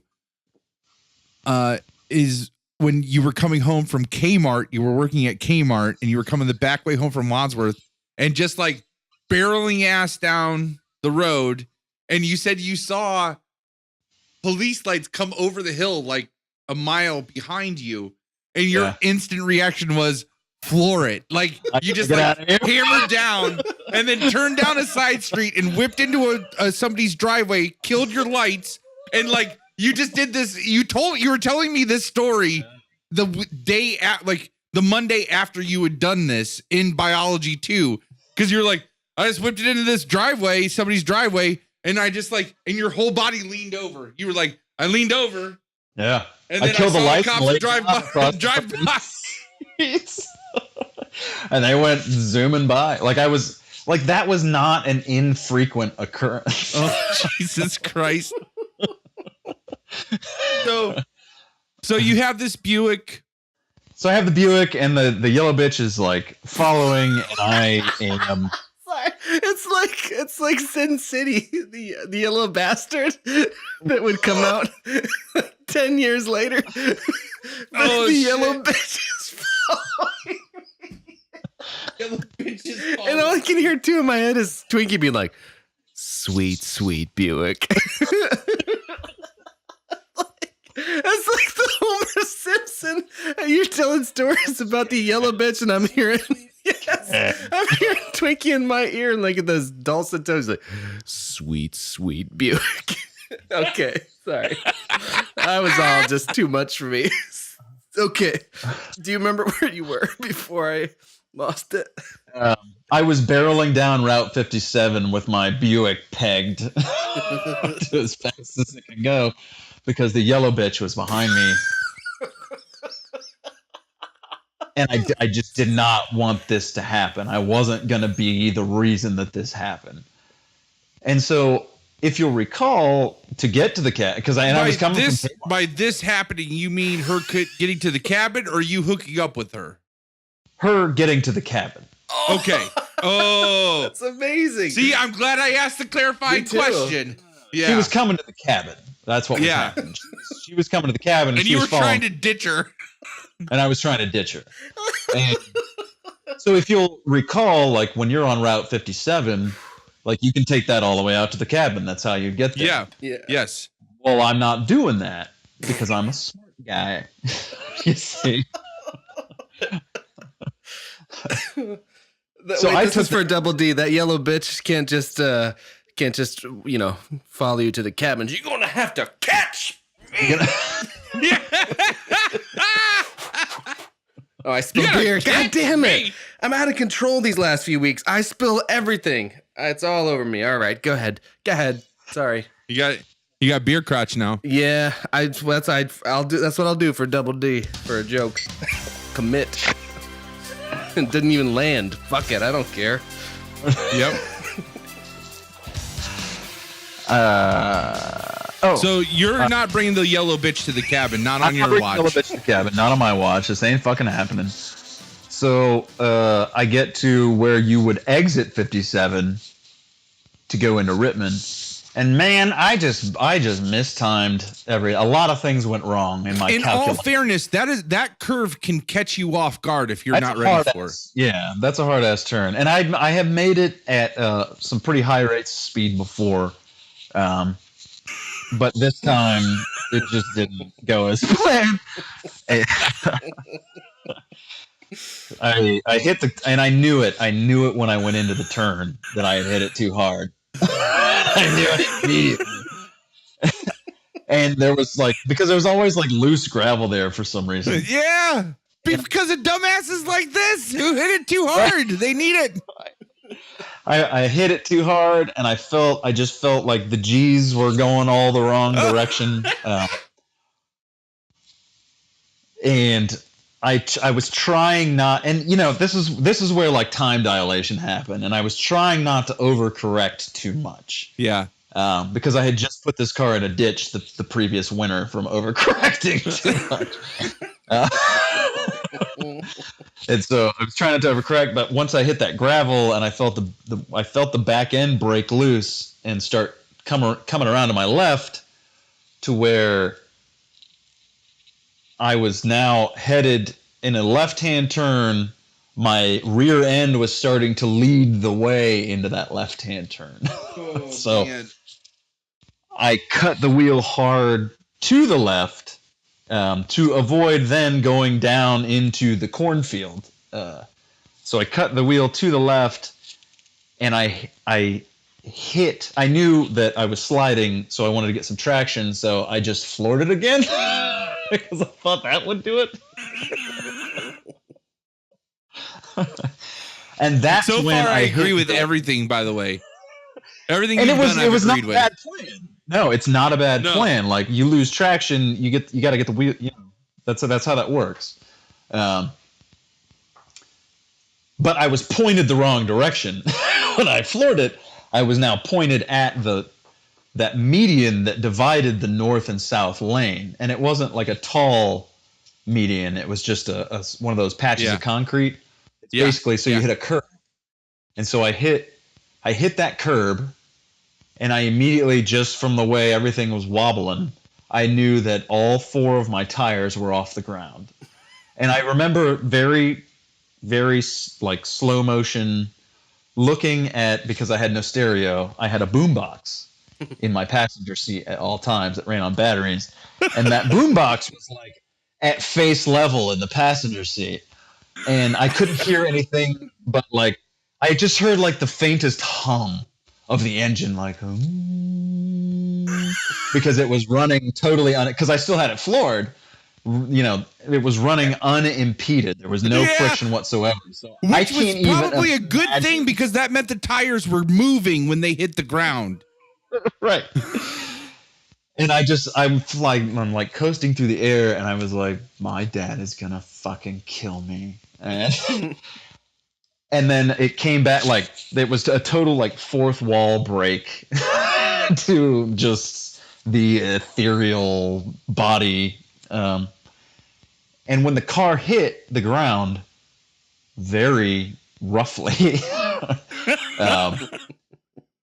that's when my senses all snapped back in, with like, I was hearing the noise of the engine, and my radio was my CD was skipping at the time in my boombox as it had like tumbled to the floor. And I knew that it had rained and it was wet where I had landed, so I just had to floor it again to make sure I didn't get stuck in that mud. And I like flew out of there, and I flew, and I ended up pulling into the stop and go that's right there at the entrance of Rittman, or the Dairy Mart. That's what it was. And I pulled up like casually, like limping. I bent the frame in that car, by the way. Holy shit! It had this wobble. Like, it never drove the same after that. It had this wobble. And I kind of like came limping in, and I pulled up to the gas pump, and I put it in park, and I turned it off, and I got out, and it's just dead quiet, because it's late, it's probably 11:30 or something. It's dead quiet, and I got out, and like I looked at my hands, and I started shaking really bad, and I think I walked in, I bought like a pack of Swisher Sweets and a fucking Leg Show magazine, because I didn't have any Playboys. And I sat at that stoplight, or at that stop and go, and that yellow bitch never showed up, and I was like, well, thank Christ. And then I went out to the cabin, and when I saw her the next time, she was like, oh my God, like, we thought you died, like, because all they saw. Well, thanks for driving off, yellow bitch. And this is the fucked up part. She said all they saw were my tail lights disappear, reappear, go in the other direction, disappear, and then they were like, they seemed too high because I was them in the air. I jumped that median strip, and she said, so we just kept driving. I was like, yeah. What the fuck? Who does that? That's really fucked up. She's like, we thought you were dead. Who is this person? Like, that's, I can't remember. Like, how did you know her? Why was it important she not make it to the cabin? Or is that too much to get into? It was my, I would say, crush. It was her. Oh, that's right. That's right. Okay. And she was just awful. God, she was awful. Well, they were both awful, but all right, Molly, stop. So let's bring it back to the cabin. What was your? Can you remember the first time you went out to the cabin? No, really. I think. Excellent. So what was your?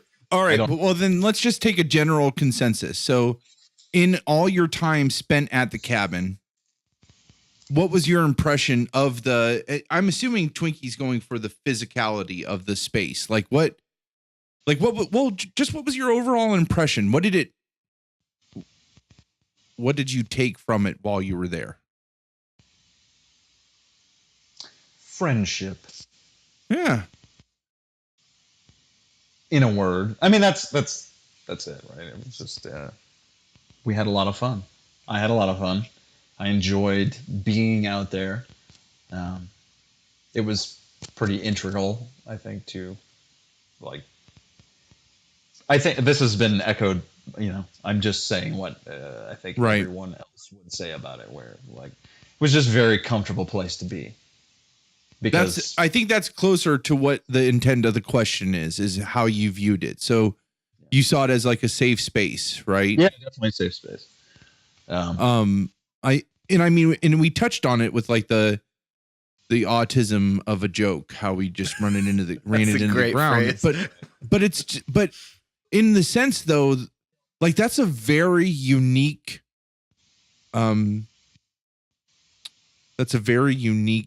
personality trait.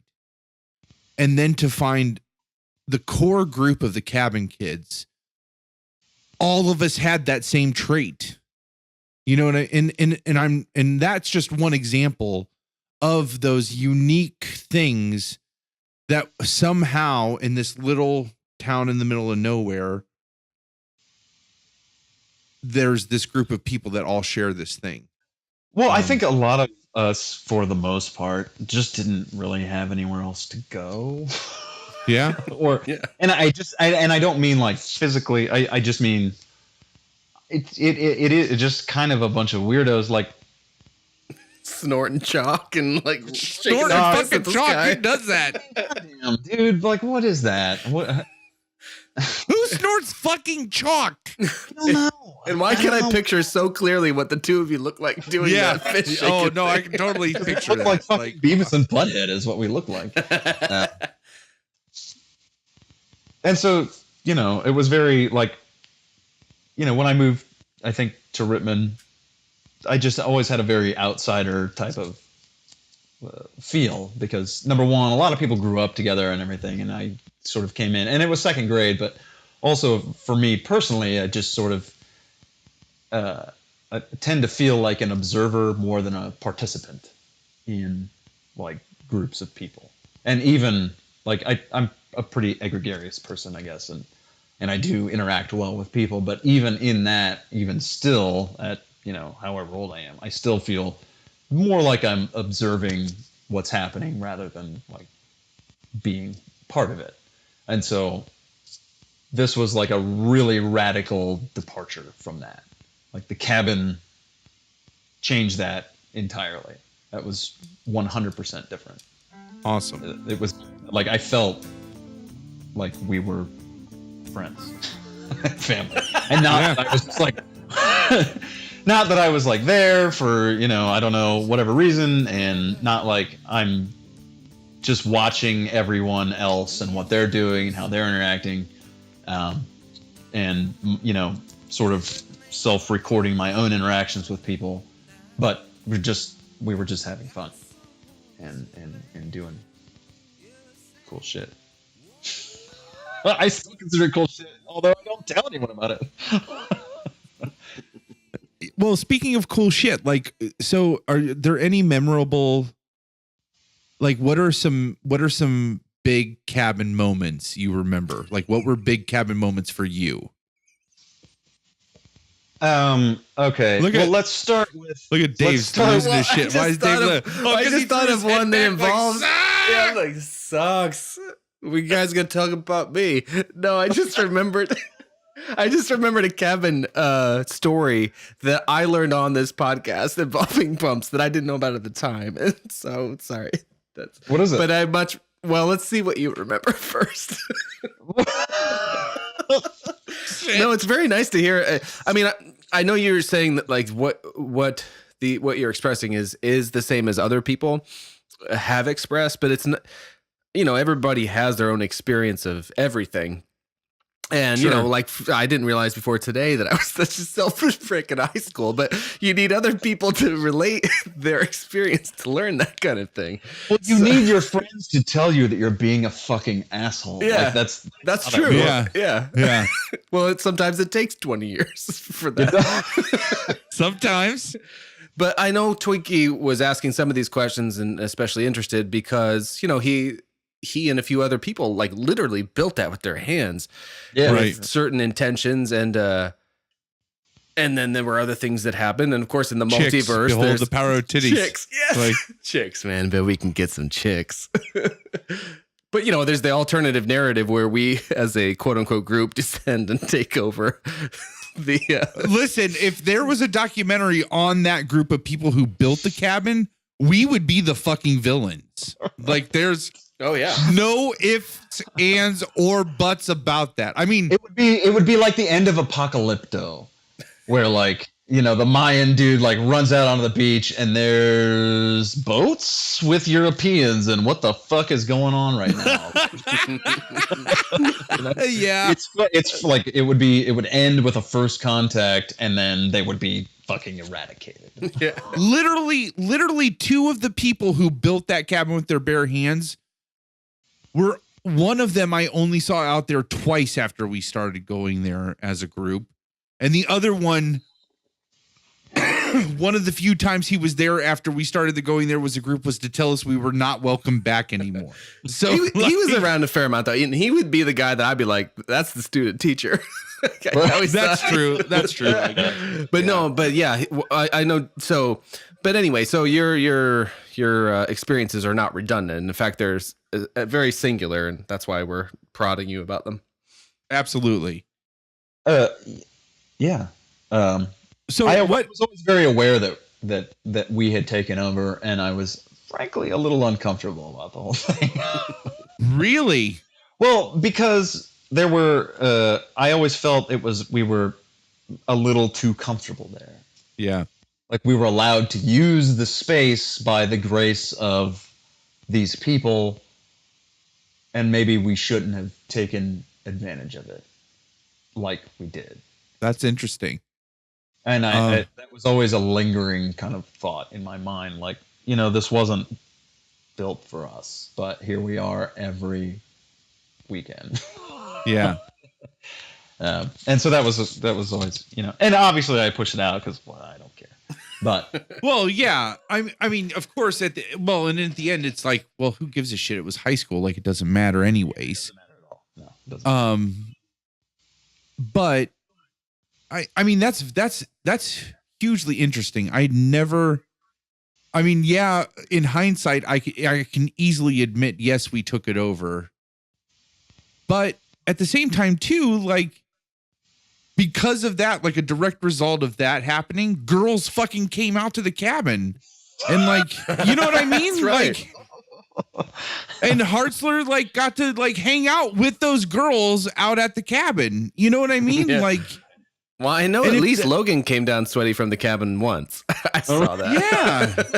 Yeah. So, I mean, I'm just saying, like, I think that really speaks to the nature of your character, that you're still like carrying that with you. Like, is this something that we should not have done? And I guess maybe, hopefully we'll get, by the end of that, we'll be able to answer that question. Like, is it, you know, is it worth, however you perceive the injustice of what of us sweeping in on the cabin, like, was it still worth it though? In my opinion, I mean, I'm not carrying any guilt about taking out. Yeah, exactly. Like that, it was fucking awesome. So, but all right, it's just a lingering thought, right? Like, yeah, no, that's fair. I think that's totally fair.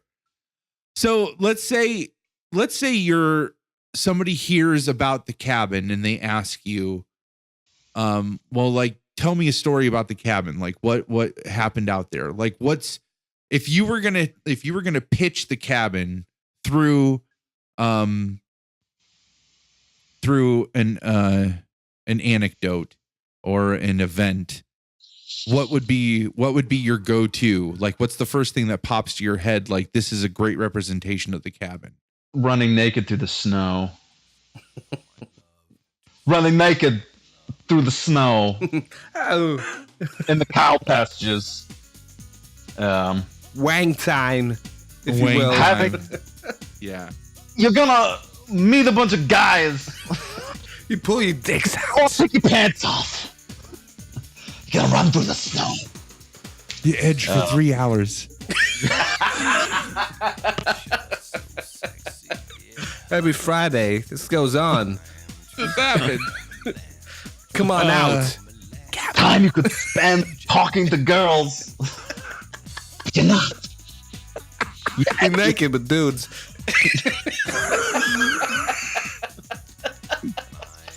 But you're okay with it. Fine. One. So here's like, the cabin doesn't come up. Yeah. In my, unless I'm talking to Logan, essentially.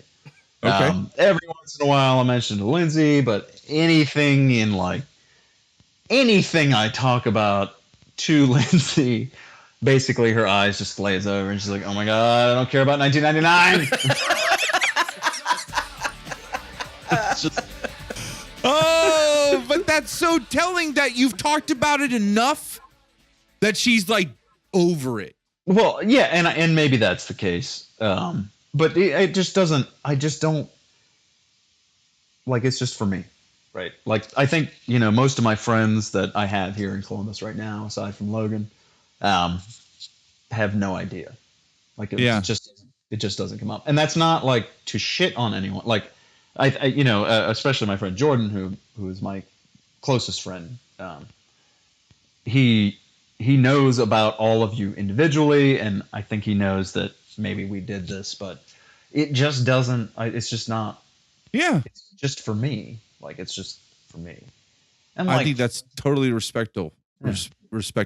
And I think, Dave and I think that Dave, I mean, please, give your own spin on it. But I think we only talk about it so much because we talk to each other a lot, I bet it comes up a lot regularly with Logan, right? Like when you're just talking, you and Logan are just talking. So, I mean, it just happens, but I can totally respect that it's for you and that's awesome. Oh, it looms large in my life, of course, but I can't say I've ever spoken with it maybe at all with anyone outside of the group, just because maybe a little bit when I was working at the cable access center and using that gear to like put together the early documentaries about this group of people and their creative pursuits.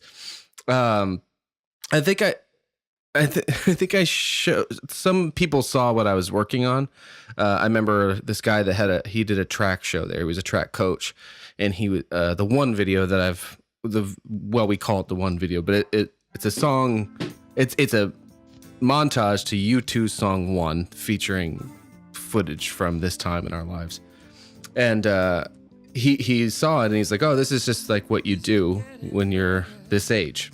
It was not like shitty, a little dismissive, but he was just but and then I think I showed the first minutes of the Dreaming Out Loud documentary, which was something we've talked about before too, and has some of the interviews with this crew from 1999 to this guy named Homer Baldwin, who was a documentarian in Wadsworth, and he was in his probably 80s then.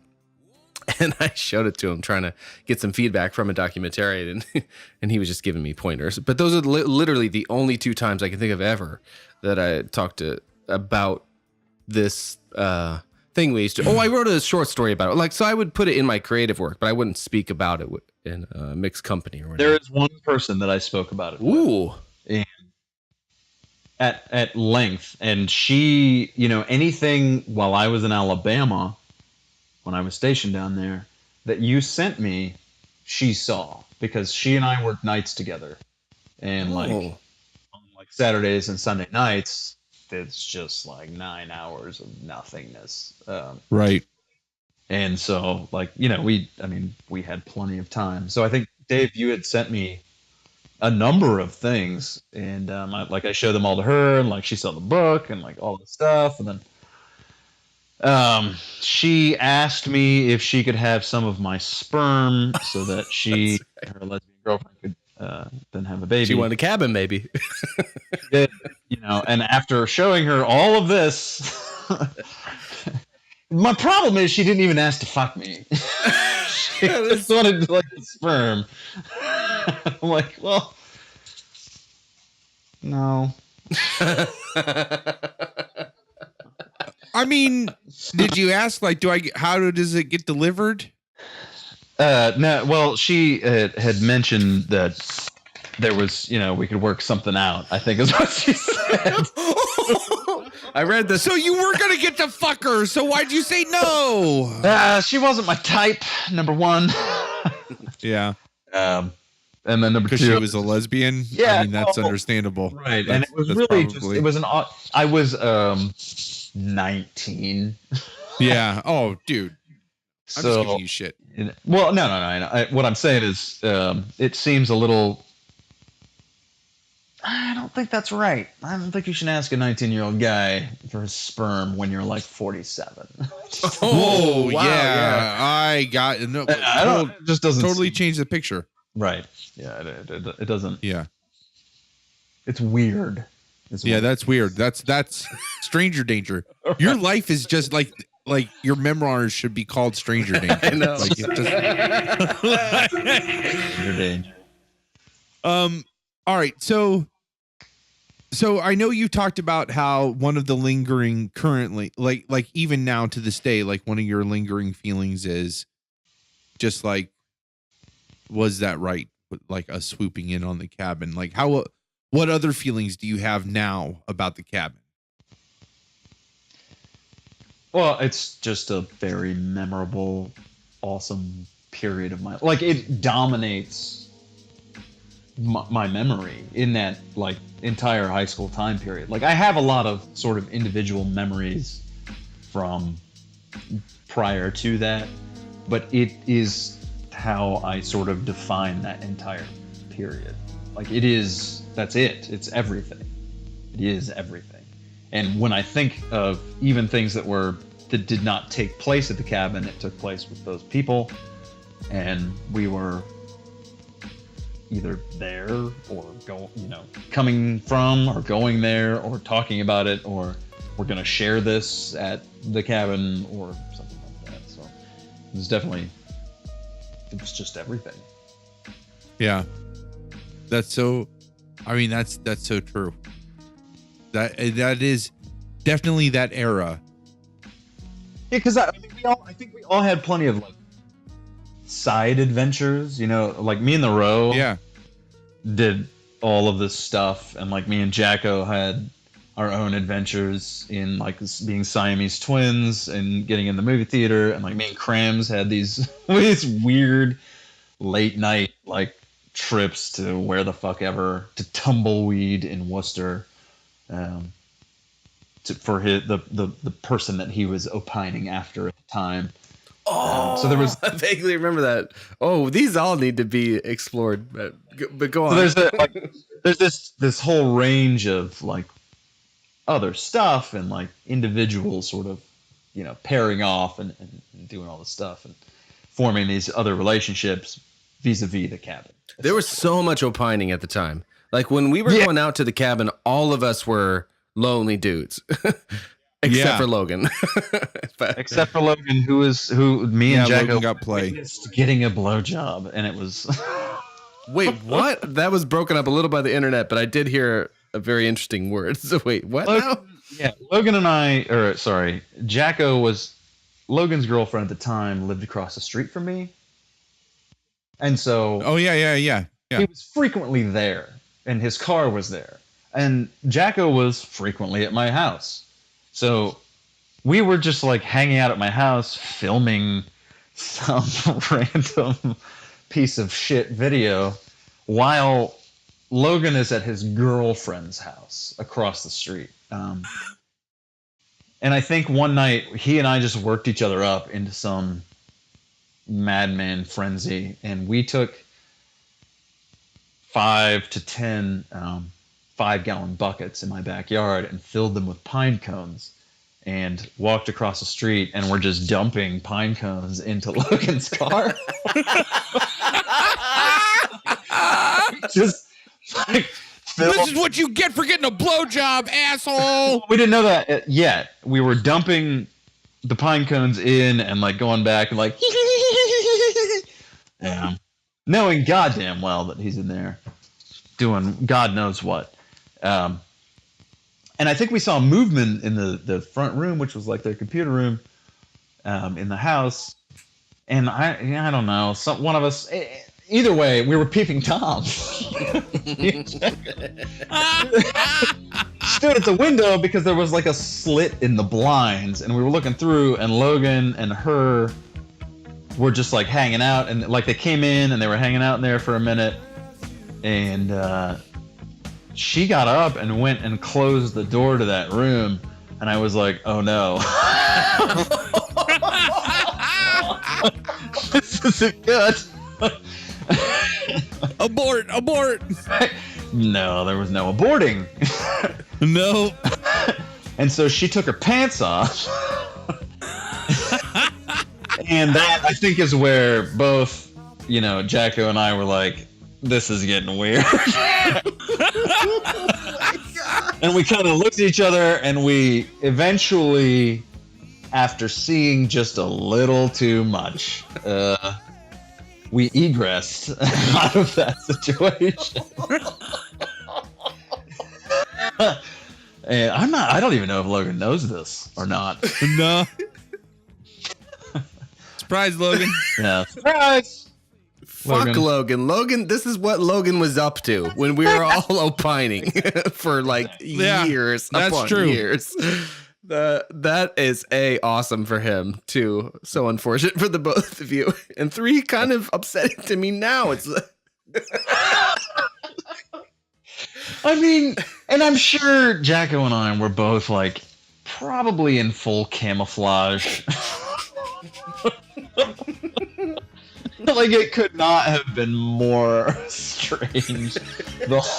I think what's so endearing though is that in the root of it, like this is really like you losing your innocence, because this started with like, let's put a bunch of pine cones in Logan's car. And so then you spend like trips upon trips with 5-gallon buckets of putting pine cones in the car. And then it's like just that last trip that you probably didn't have to take. Yep. But you're like, just one more bucket full of pine cones. And then like, you're like, ha ha ha, what a great prank. And then you're walking by and you're like, oh, look at that slide in the window over there. Let's go look through this. And then it's like, by the end, your innocence is lost and you're like, come on, Jacko, let's go home. That's, I mean, you pretty much summed it up. Yeah. Yeah. Oh, Logan. Yeah, it's just, man. Yeah. I bet he regrets saying that's what he wanted his nickname to be now. What did he want his nickname to be? Logan. Oh, no. Fuck. He's like, just say Logan. Like, he was like, I was like, so what nickname should we use for you? Because I'm going to talk about you being on here. He's like, just use my fucking name. Like, just use Logan. Like, it's so badass. Hey, it's a badass name. When I told Palmer your middle name, he about shit his pants. I did almost shit my pants. You didn't know that? Yeah, that's a wicked name too. I mean, Pumps Russell is Dr. Pumps Russell is pretty cool, but your actual name is like a superhero name. Well, and my author name, Seawalker Steel, I think is what. I want so bad to get into the Dragonborn novel, but we have to save that for later. Twinkie's got a couple other questions, but we're gonna have to know about that. No, like when the next time you're on, it's not going to be all cabin. Like we do this now so that the next time you're on, we can just talk about Dragonborn novel. Okay, all right, I'm into that. All right, so you never did answer. Do you recall any specific or memorable events? Yeah, let's just hit this. This has to be said. That time I mocked Dave. Oh, that's not what I was thinking of, but all right. Now, wow. This needs to be addressed. Okay. There's a practice that some anthropologist coined a term from some African tribe. It's called insulting the meat. Okay. And it's when the hunters go out, they hunt, they kill a fucking gazelle or whatever, and they bring it home. And as they bring it in, if it's the biggest gazelle, everyone says, like, oh, what? That's like the smallest gazelle you could possibly find. Why did you even bring that back here? And so it's just an adversarial, funny way of expressing, like just recognizing somebody. So my intent 20 fucking years ago, when I made fun of you, that you have addressed on this fucking podcast, my intent was not to be cruel or unkind. The Row and I were very much impressed by your talents, and it was really an insulting the meat scenario where if you watch somebody deadlift 600 pounds, you know, you're like, well, you couldn't go any heavier than that or something. I mean, that's all it was. It was just your intensity. I mean, you were so good. And I was just doing like a tongue-in-cheek mimicry of that, and everybody lost their fucking minds. This is cabin drama. This is like, this is so amazing that this is getting like 20 years it took for this resolution. Twinkie is in my fucking grill, like screaming at me. People are just like, you don't do that. And I'm like, this was not meant to be harmful. Like, it was just it's like, it is adversarial, but it isn't an adversarial like friendship. Like, you just busted somebody's balls, but not for anything bad.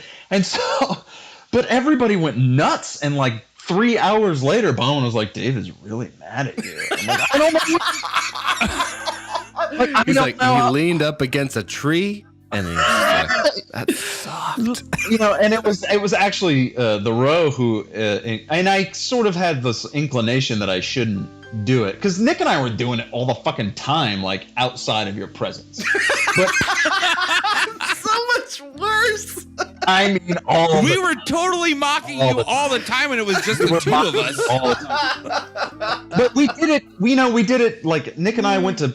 We had some. It's an homage, though. It's like anybody who was better than us, we just made fun of them, but not because of. Not maliciously. Not maliciously at all. It was just like it's just. Well, it's like Shaun of the Dead makes fun of zombie movies, but it does it because it's like satire. It was just. Yeah, he loves zombie movies. Satire. Like that's like. I remember sitting there, and I had played, like, just for Nick's sort of amusement, I had started to just like feign it a little bit, and he's like, do it. And like, I fucking Row. Fucking Row. That's my Row. He had absolutely nothing to lose from that situation and egged you into it. That's like, this is what's really coming out. Is he worm-tongued you into that goddamn performance? There are 3 people in the world that can manipulate me, like they just know how to get me to do their fucking bidding and push my buttons in the right way. I just do it. And he is one of those people, and he just did it right then and there. And I was like, yeah. Okay. I said, well, you know, he and I have had a lot of laughs about this, and so I'm just gonna, fuck it, I'm gonna let it go, and then we'll all have a good laugh. And that is not what happened at all. Oh my God. You were like pumps averse, and I even apologized to you later that night as we were headed to the gravel pits, because several people had been like you just broke him. You just broke him. I was very sensitive at the time. I actually would love to hear the rest of this, but I do want you to know that I just didn't understand ball breaking for many years. And now it's something I really value. That's going at the beginning. Yeah. That's a bumper. That's fucking going at the beginning. We were talking. Like, I just want to hear that. I just didn't understand ball breaking for many years. I was fucking wearing white jeans and cowboy boots. What the fuck did I know about male camaraderie? You were in high school and went to middle school to hang out. What the fuck? Like Jordan Catalano leaning on things. I didn't know. It was not something that I harbored like hard feelings over the years. I think shortly down the line, I was like, well, yeah, because I was soon pretty embarrassed about the way that I performed back then anyways. I was like, well, of course you make fun of that guy. That guy's doing like bad karaoke at Pearl Jam. It's funny. So, anyway, it's nice to hear all this, but like, I just want you to know, I love this. This is awesome. Well, I didn't always understand. Twinkie should be proud of himself for causing this like resolution. But I can see at the time that I would have probably been inconsolable. All right. So let's rapid fire a couple. So, all right, give me one trait in your present life that you can directly contribute to the cabin. Empathy. All right. A fragile man. I harmed a fragile man's delicate.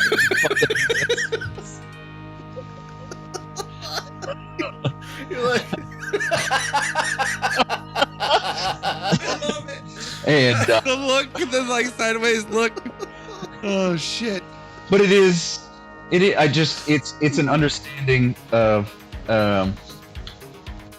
I reset my meter to 0 for people that perhaps I wouldn't necessarily interact with or get along with or hang out with or whatever.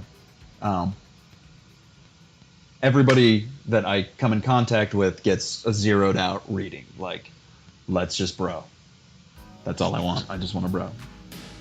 Yeah. And so, when you have, it's that diversity, and I can totally take that from that time period because there were a lot of different personalities. And like I said, like I didn't have, like I had like Seth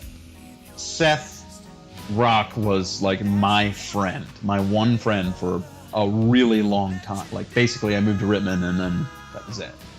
And until, somewhere in, I guess late middle school and then moving into high school, like I had these other people but the cabin was like it sort of solidified that whole thing. And, but it was a varying group of people who were less sensitive than me. I guess that's a good way to put it. wait, more, or was it less or more? I was less sensitive. I am a aggressive personality, and that's also something that I take out of that time period from now. I didn't realize at the time, and I actually didn't realize until a couple of years ago, that I am aggressive, and that I do come off as aggressive in a lot of situations, and as being sort of, just assertive and aggressive. And that wasn't in my wheelhouse until a couple of years ago, that I started looking back and like, oh man, like I get it. I'm an aggressive male. I didn't know. I thought I was like the really laid back, chill dude, and that isn't exactly the case. But here's the thing, though, like, because you're saying like I realized I'm an aggressive man. I think I don't think aggressive is the right word. That I would peg. I would say abrasive, if you like, with no intent of offense at all. Like I'm not trying to offend at all. Because I find that your abrasiveness, I think it's like comedy gold to me. Like I find you absolutely hysterical. But you're also one of the most sensitive people from the cabin that I know. Like I remember you were driving with me one time in my big giant white Buick, and it was the middle of the night, and we're driving. I was taking you home, and you're like, we're just going down the road and you're like, oh, there's a cat. Oh, I think you just hit a cat. And I'm like, oh my God. And I was just saying, I'm like, oh, I might cry. And you're like, I am crying. And I'm like, oh shit. Like, oh my, I really did hit a cat. Like, fuck? I jumped out of a Humvee because there was a Bradley behind us, and there was a turtle in the road. I jumped out of a Humvee because I knew that fucking jerk off driving that Brad was gonna run over that turtle. Like, no, there was no question in my mind this was happening, and I yelled at the driver. I was like, stop. It's like, what? And I jumped out, and I ushered this snapping turtle, this Iraqi snapping turtle. Oh shit! And we weren't outside the wire, we were on post, so it wasn't like a thing. But I ushered this turtle like off into the creek, and I remember the Brad that was behind us, like the hatch like flapped open, like I heard it like, and this dude like crawls up out, and he's sitting there, and he's looking at me, and I'm like, go. And I just hear him go, Jesus fucking Christ.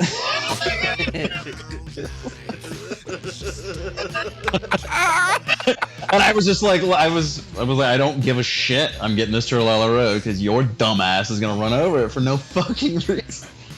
So I got spot for the animals. Well, but that's just like, you also have that like deep-seated compassion for other human beings too. Well, I do care about other people. Absolutely. So don't the aggressive thing. Well, I didn't mean. I mean that like I'm not the sort of the chill like surfer vibe dude that I.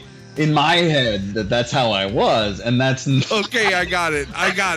That's funny. That's not. Because then you start thinking back, like, well, I don't know. I was always in a fight. I was always screaming at somebody. I was always like isolated from the general population at school. How could I have been this chill surfer dude? I guess I wasn't. Can't be the truth. Because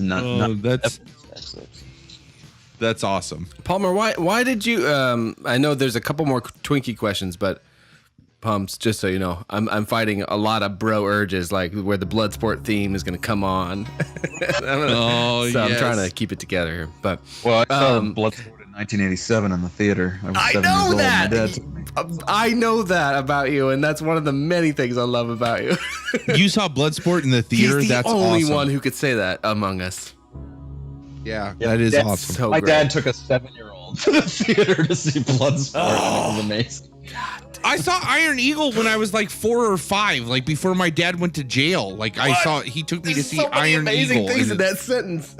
Holy shit. Yeah. I didn't know your dad went to jail. I didn't know you saw Iron Eagle in the theater. I gotta go. Great Oaks in Wadsworth. Oaks? Like, what theater did you see Bloodsport in, Pumps? I don't know. There's a lot of really disjointed. We moved a lot during that period. That's right. So, okay. Not sure. Often in the middle of the night. God. Okay. Well, the question I was gonna ask of Palmer was like, Palmer called you the quintessential cabin kid, and I just wondered if there was more to say about that or a question in there somehow. Because it does seem very interesting. Like, I was this like sensitive emo kid. Same. I actually did not know this thing about the Seth Rock being your only friend prior. I didn't know you were even that close with Seth. And so like Jacko was my only friend before the cabin, really. So that all makes a lot of sense to me. And despite these stories that have been told here, I've always felt a deep connection with you somehow. And so I'm very interested though, because so there's that both. Like, so I'm this emo sensitive kid. You're kind of an emo sensitive kid also, but you can also be an alpha male type. So I'm wondering if that plays into Palmer's question about you being this quintessential cabin kid. I think Pumps touched on it more eloquently earlier, where he's like, I'm just like casual observer. Like he considered himself an observer.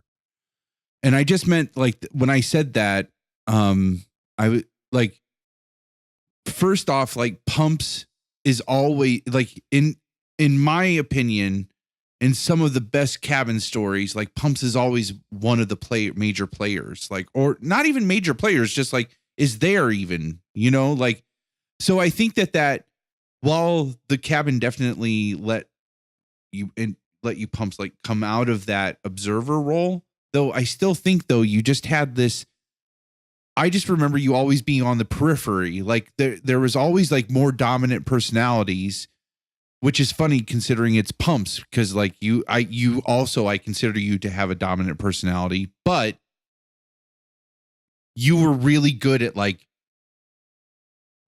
your comedic timing was always like so much better than mine, in the sense that most of the time you would just let it like ride out and just let it happen, you know? And so that driving, you just don't touch the wheel too much. It'll drive it. Yeah.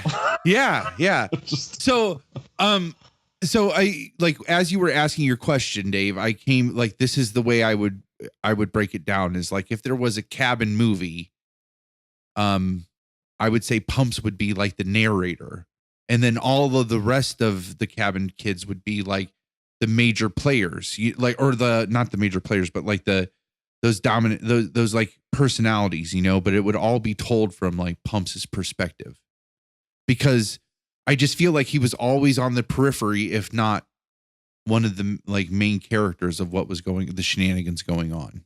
You know what I mean? How would that narration begin? Pumps. I was driving on 57 and the yellow bitch was behind me. Yeah. I got a goddamn yellow bitch up my ass.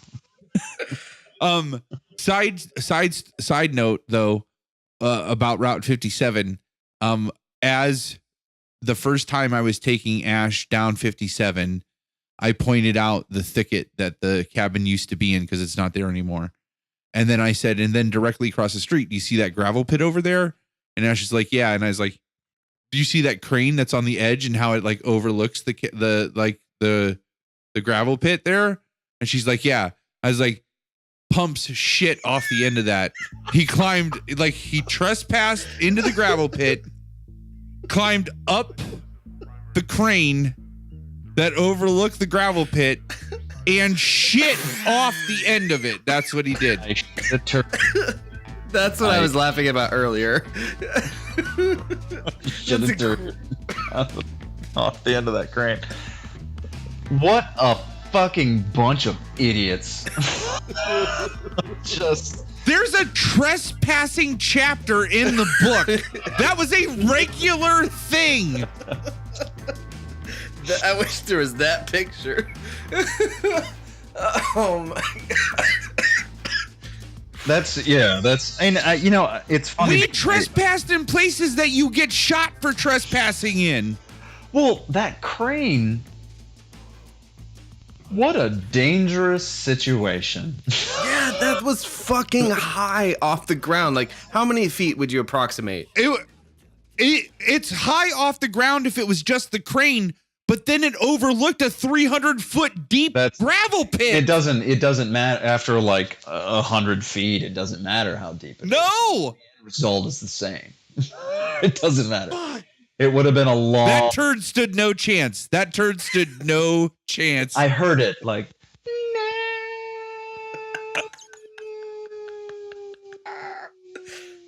But I never heard the splash. The thing. I never heard the splash. And I wiped my ass with a receipt. Oh, God. Happened to have in my pocket. But that is something I actually go back to a lot and think about, just simply because why? Like, what a bunch of fucking idiots. Like, that was absurdly dangerous. Absurdly dangerous. Because not only did we go to the end of that crane in trespassing over a 300-foot pit, but I then pulled my pants down and hung over the railing to take a shit, just with my ass hanging out off of the crane. Like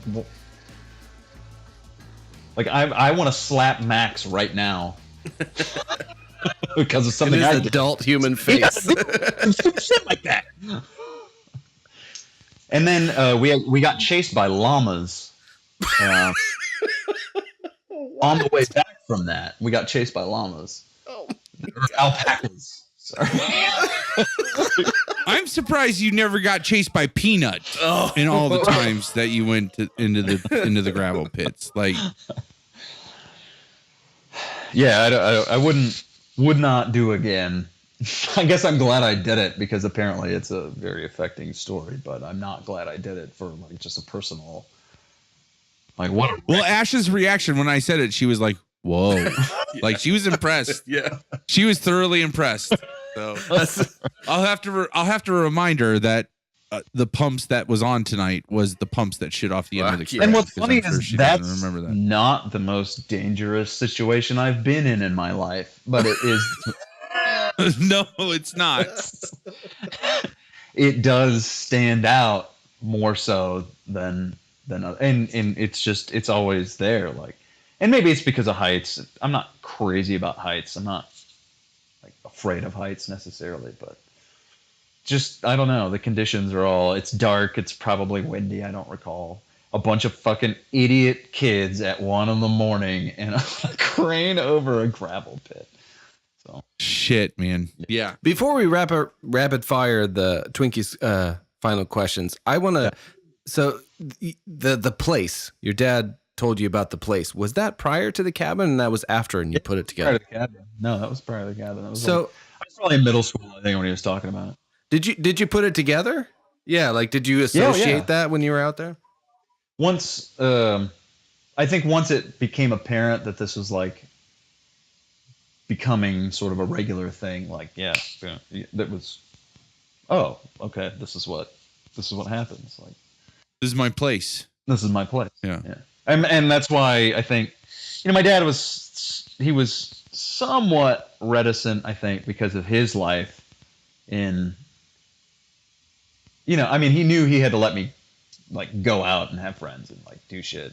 And it was always in a semi-controlled manner where I would have to like check in every once in a while, call or whatever. But once he sort of knew that we were going to the place, like this was where I was going to be. I was at least going to be in one spot, Yeah. Nobody was going to be, driving drunk or whatever.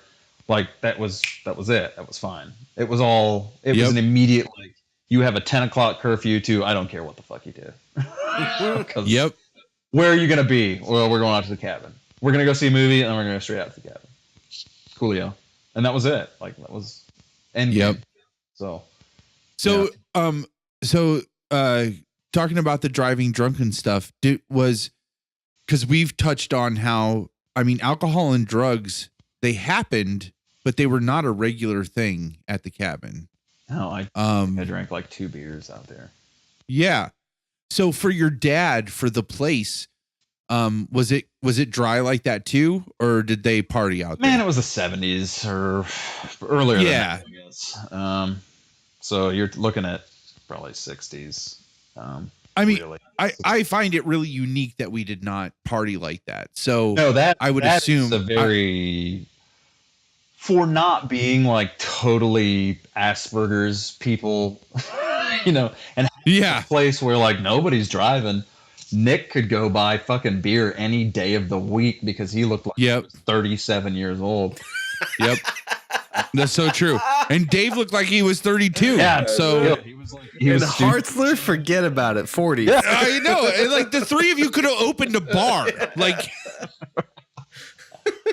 you could have applied for, gotten the loan, and opened a bar. Who did I go to the? Maybe it was me and Bauman. Went to the Post House. Is that what that place was called? That little restaurant on the corner. Oh, you go in the morning? Like that was Hartzler's spot. Well, people did do that, but it was the Post House was right around the corner from the cabin, and we knew that it was unlikely that anyone was out there yet. So we stopped in the Post House to just like get food, and Hartzler was in there at like 9:30 or 10, and he was wearing his Carhartt and his cowboy hat, and he had ordered a piece of lemon meringue pie and was drinking a cup of coffee. Awesome. Sitting at the table, looking like the goddamn Marlboro Man. That's right. That's exactly what he looked like. That's perfect. Yep. This is his affectation. Like this is what he wanted. this is exactly what he wanted. There was no one else in there. There was, whatever, fucking Patsy Cline on the jukebox, just the light sort of diffused into the night sky, and Hartzler is alone eating pie and drinking coffee at the table. And then we walked in, and he treated it very like Sam Elliott, like, gentlemen. Like, oh, hey, man, what are you doing? And he's like, just having some pie, some coffee. Just like wistfully looking over the fucking range he'd never seen, the horses he'd never broken. Just shit. We ruined that guy's life. Yeah, we ruined his life. We did ruin that guy's life. He just wanted to be Sam Elliott in the cabin. 20 years later, we're still reminiscing about the great days of the cabin. And 20 years later, he's like, my fucking childhood was robbed from me. I just wanted They took it from me. And those motherfuckers. Yeah. Even that moment, that very romantic moment that he was having in that little diner alone. Sounds pretty awesome. It sounds. Yeah, I mean, it's pretty similar to like leaning your head back against a locker and being like, "Sucked." It's just a different set of values. Yeah, and then in walk these guys. Yeah. So, real quick, I'm gonna relate to you how I discovered that I wasn't a chill surfer dude. So want to know this. 6 years ago, my bro here, shithole, called me up and he's like, let's go to the fucking bar. And I was like, I'm down. So it's December or January. It's very cold outside. I jump in my giant beat up pickup truck and I'm speeding through my neighborhood, and there's some kids that are like pulled off the side of the road. And I simply asked if they had some sort of issue that perhaps they needed my assistance with. And they gave me the most terrified, like, no, everything's fine. We're just waiting for our friend. And I'm like, are you sure? And they were like, the one kid was like visibly shaken by this whole thing. I'm like, what the fuck is this kid's problem? They're up to something. Hey, what's wrong with you, pussy? Stranger danger. Right. And so as I was pulling away, like, I realized that the windows were down. It was like 5 degrees out. I was blaring Zeppelin's Immigrant Song, and I was just pumped to, like, I was gonna go drink some beer, so I was just like, and I was in like real fucking rock mode. And so when I pulled up to them, and I never turned the music down, so I just like was screaming out the window like,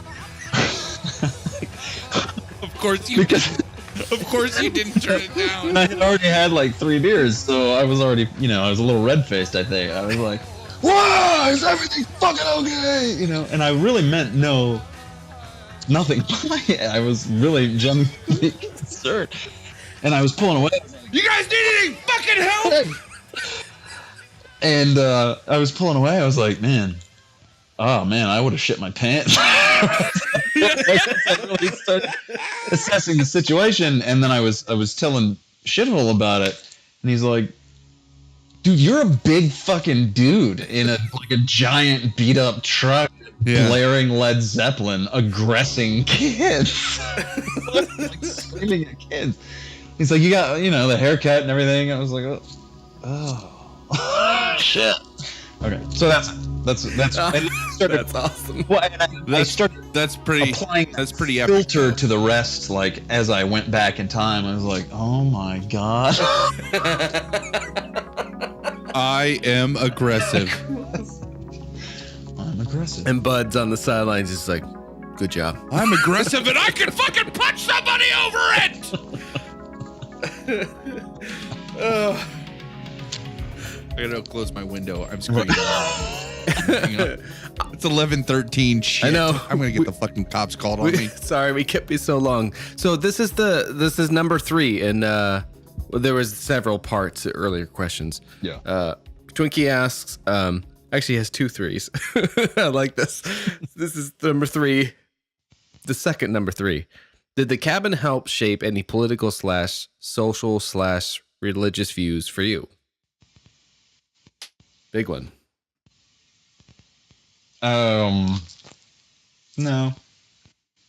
Like my family wasn't in the cult, and they were definitely religious, to some extent, but also I come from a very aggressive family. So, no, like I guess maybe politically, to some degree, not really. No. As I read it, I'm wondering if he means the like to encounter the apostolic church and stuff like that. That's the way it hits me anyway. What one are you on number 3? Yeah, or the second 3? And that's not to try to like prod an answer out of you, but that was. I don't think Did the cabin help shape any political views? Is that the one? For me, I wouldn't have encountered the apostolic church outside of the cabin because so many of the kids there were part of that, and then. Well, I joined. I didn't know anything about it. I knew they joined and they were basically dead at that point. Like they just went away. When people joined, they went away. But did that help? That was like a non-example for me then. Like when I saw that, I was like, okay, that's definitely not a religion that I would follow. You know what I mean? Like, right. Well, Bauman converted because of me. Like He was what? No. He was supposed. Well, he was coming to visit. Like, in all fairness, he was coming to visit you. Right. He thought he was going to die on the airplane. Yes. And canceled his flight. I think that was. Yep. Yeah. I think that was an MO for a lot of people who joined the church. At least a lot of our friends who joined the church. It always surrounded some form of major travel. Mm-hmm. Oh. Like this is it. This is the big one. Yeah. So yeah, like, yeah, you may have maybe a catalyst, but Jesus, I hope you don't blame yourself for joining the church. That's no fucking choice. I don't blame myself for anything. Yeah, exactly. Fucking A right. Okay. Do you find, so let's say that there are 2 people that you have made friends with in your life, right? Mm-hmm. One of those people is a cabin kid, and one of those people is just somebody you've made friends with through some other means in your life. Mm-hmm. And you go a sizable amount of time without talking to or interacting with those 2 friends. And in a week, you happen to run into both of them. So do you find it easier to just pick right back up where you left off with one over the other? It is.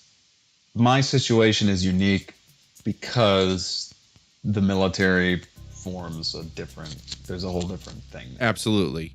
Like, I haven't spoken to Frazier in coming up on 16 years or something now. I guarantee if he showed up at my door tomorrow, just no issue. Yep. Like that's nothing. fair. That's and that's just that's how that environment is. It's oddly similar in the most dissimilar possible way. Yeah, instead of a bunch of pansies in the woods, you have like people literally with like trained to kill with their lives on line. Yes, all of that. Right. Honor, courage, commitment, and a bunch of fucking naked wangs running through the park. Yep. Shitting next to each other. That occurred to me like mid-sentence, that whole thing. I was like, oh. Yeah, this is not going to be the same as other people's answers. Yeah, no, but that's fair. Like, that's a great perspective to have, though. The cabin really prepared me for seeing a lot of wangs. A lot of people were prepared for that, and I was like, I've been looking at naked dudes for a long time, so this does not bother me at all. I only hung out with naked dudes for like 4 years. This is okay. Yeah. Awesome. So this is the last rapid fire question. You ready? And then we'll wrap after this. Speaking of somebody showing up in your doorstep, if Bauman showed up on your doorstep tomorrow and asked you to fight him, would you? I'd knock him the fuck out. Fuck right there.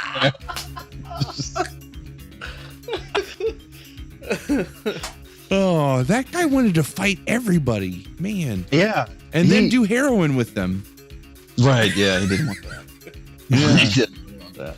he and I, and actually his fighting Bauman was a catalyst for me sort of realizing that my family wasn't quite the same as his family, because we fought in the field and we both got poison ivy, very bad, over our bodies. Shit. Like, so you took him up on it back in the day. Yeah. Bauman and I fought on numerous occasions. Wow. As his behest, or because you disagree about something? No, he just would be like, let's fucking fight. And so, all right. I've never been one to not fight. So we would Yet fight. another chapter in the book. I think there's a fighting chapter. Yeah, there is a fighting chapter. And most of those pictures is Pumps fighting Marv, which I like. I love the one where you're like slamming his balls into the telephone pole, or the flag pole, where you got his legs around the flag pole and you're running him in there. Oh, man, that's good. Sorry, I mean Marv, I love you, but those pictures are hilarious. Right. Yeah. I'd just knock Bauman the fuck out as soon as those words came out of his mouth. There would be no hesitation whatsoever. Like Family Guy with the chicken coupon guy, like that.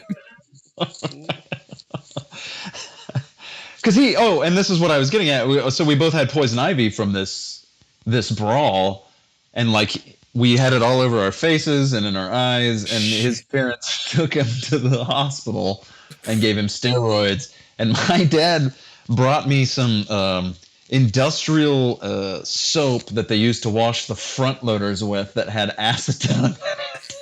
Here, wash it with this. It'll dry it out. It's like, what? Bauman went to the hospital. Should I go to the hospital? I can't open my eye. And we have insurance because you work for the city. I think you'll be fine. Just fucking wash it with this shit. And he wasn't wrong. I mean, that shit went away very quickly with that soap. So, oh man, old man's got his own remedies. So, all right, Pumps. Any final thoughts on the cabin? I'm glad it happened. I'd do it again. I think Logan missed out with all the pussy he was getting. Word. Pussy is there. It's always there. Pussy ain't going anywhere. The cabin. Yeah, we've all cut up. Kind of. Yeah. Listen, we've all gotten some pussy, okay? Yeah. You can't catch up on the cabin. Exactly. But the cabin, that's something. Hartford, the whale. No more. I mean, I registered it, but I couldn't place it. What is it? It's from Mallrats, where he's like something. Breakfast come and go, Renee, but Hartford, the whale. That's right. It's really deep cuts. Well done. It's like a Sega game or something, right? Yeah. He's playing NHL 1994. Wow, that was really well done.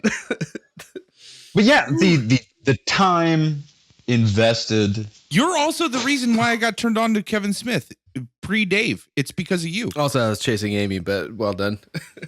Well, no, but I'm just saying, the Jersey trilogy. Fuck, I could be wrong. Kevin Smith. I don't want to go on. The internet trolls are going to come after me. You're wrong. That's Mallrats because That's it's. Mallrats. I'm sorry. I can't believe I said that.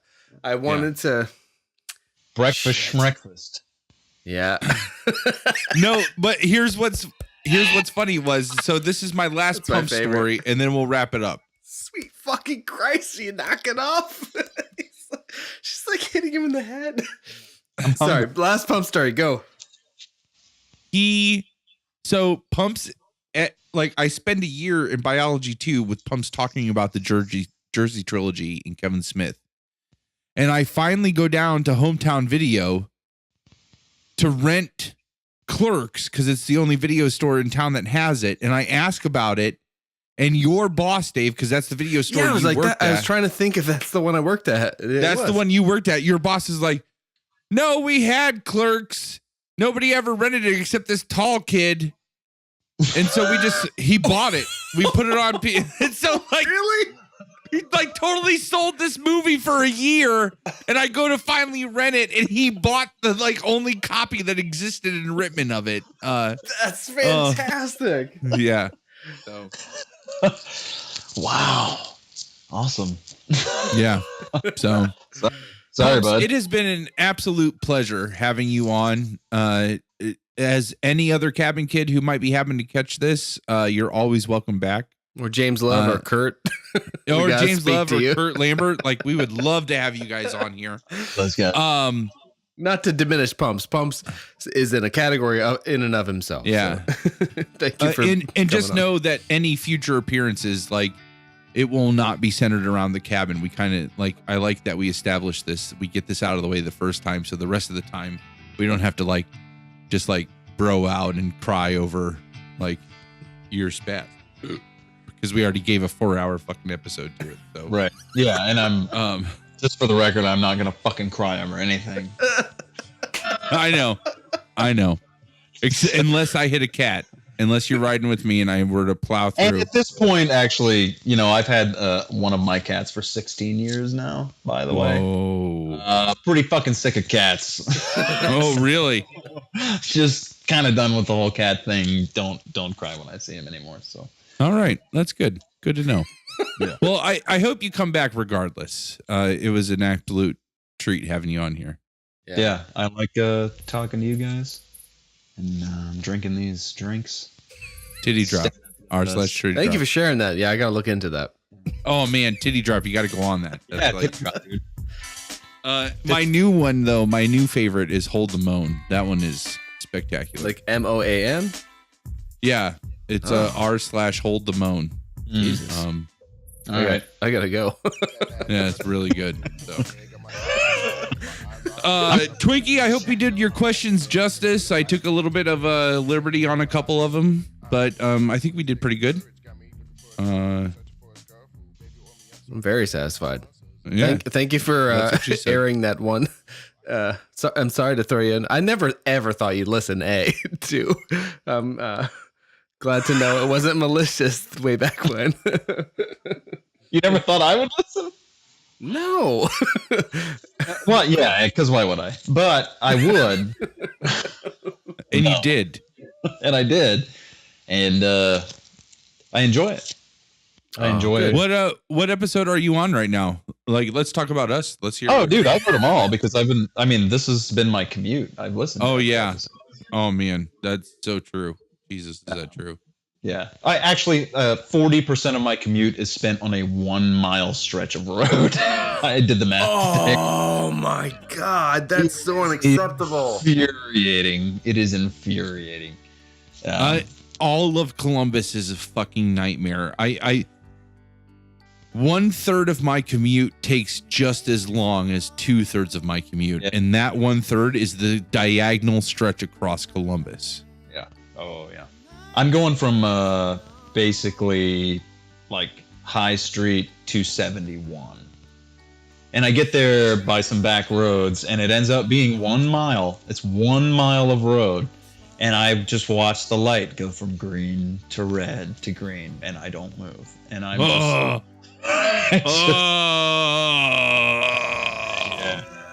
So I've got a lot of time on my hands to listen, and Good. I do enjoy. Tell you what, I do fast forward through all the fucking Dead Zone shit. Don't care about that at all. That's good. Oh, good man. to know. Yeah, that is. Dude, we decided that is good to we know. would do that separately if we did another book club, just so in case folks like you folks. Fuck. Like I do like it's the digressions that I like. I do like that it gives you a focus on, you've got something to talk about, and it's a sort of thing. But I do like it when it like that. And that's what I skip. I'm sitting there skipping through. Like I don't care about Stilson and what the fuck he did. Like I can't even read Stephen King. I don't care about anything but Cormac McCarthy.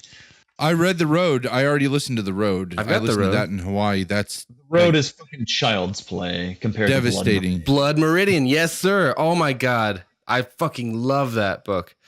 I don't even know what happens in it, but the language of it is incredible. I don't know what the plot is. A kid goes out and a lot of people die, and a lot, basically, scenery is described. Wow. Okay. And it is this. I'm on my 4th read of Blood Meridian right now. Have you ever heard it read by? I think it's Richard Poe. I could be wrong about the name, but the audio version of that book is mind blowing. Okay, I'll have to check that out. Yeah, it's really great to just hear read aloud. Yeah, Nice. It's just Cormac's prose is what I want when I read. Like that's what, Right. Absolutely. And that's the one, and that's what I heard. And then when I listened to it, I was blown away. Yeah. Again, I have no idea what happens in the story, but it's riveting to hear.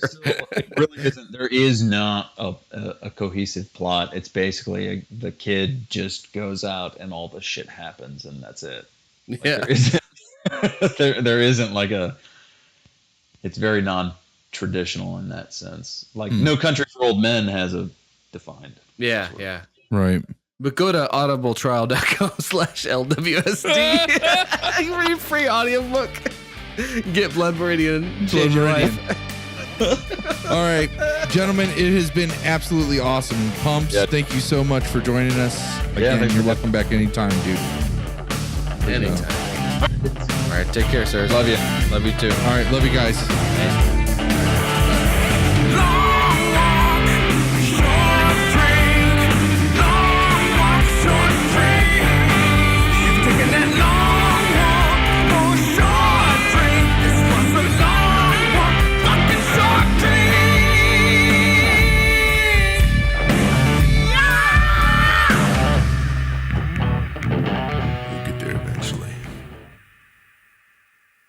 Titties, titties, titties.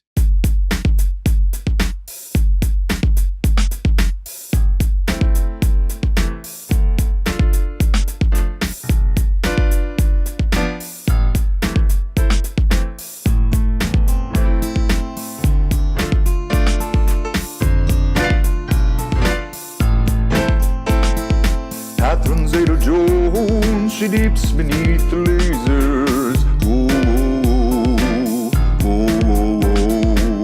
She hasn't trapped me and Sean Connery. She stole my heart and all she loved was his boner. Yoga pants painted on, panties ain't on her. Deep beneath the laser, shit is better than brazers. Boiling pot collars, hot to lick razors. Vag was made from Sean Connery's pubes, and you know that he lows and Zeta Jones twos. But I'll be creeping and I see when he exits, and I'll be bush deep into Connery's sloppy seconds. Cause ass so fine, I want them cheeks to entrap me. A deep into a toilet just to fat to a crap streaks. I bottle up a fart to try to marry her turds, and when they try to take them from me, I would eat them in thirds. But that's not the point that I've been conveying. It's Zeta, Zeta, Zeta, it's my heart that been slaying. Deep beneath the laser, shit is better than brazers. Holla if you hear me, cause your poop is amazing.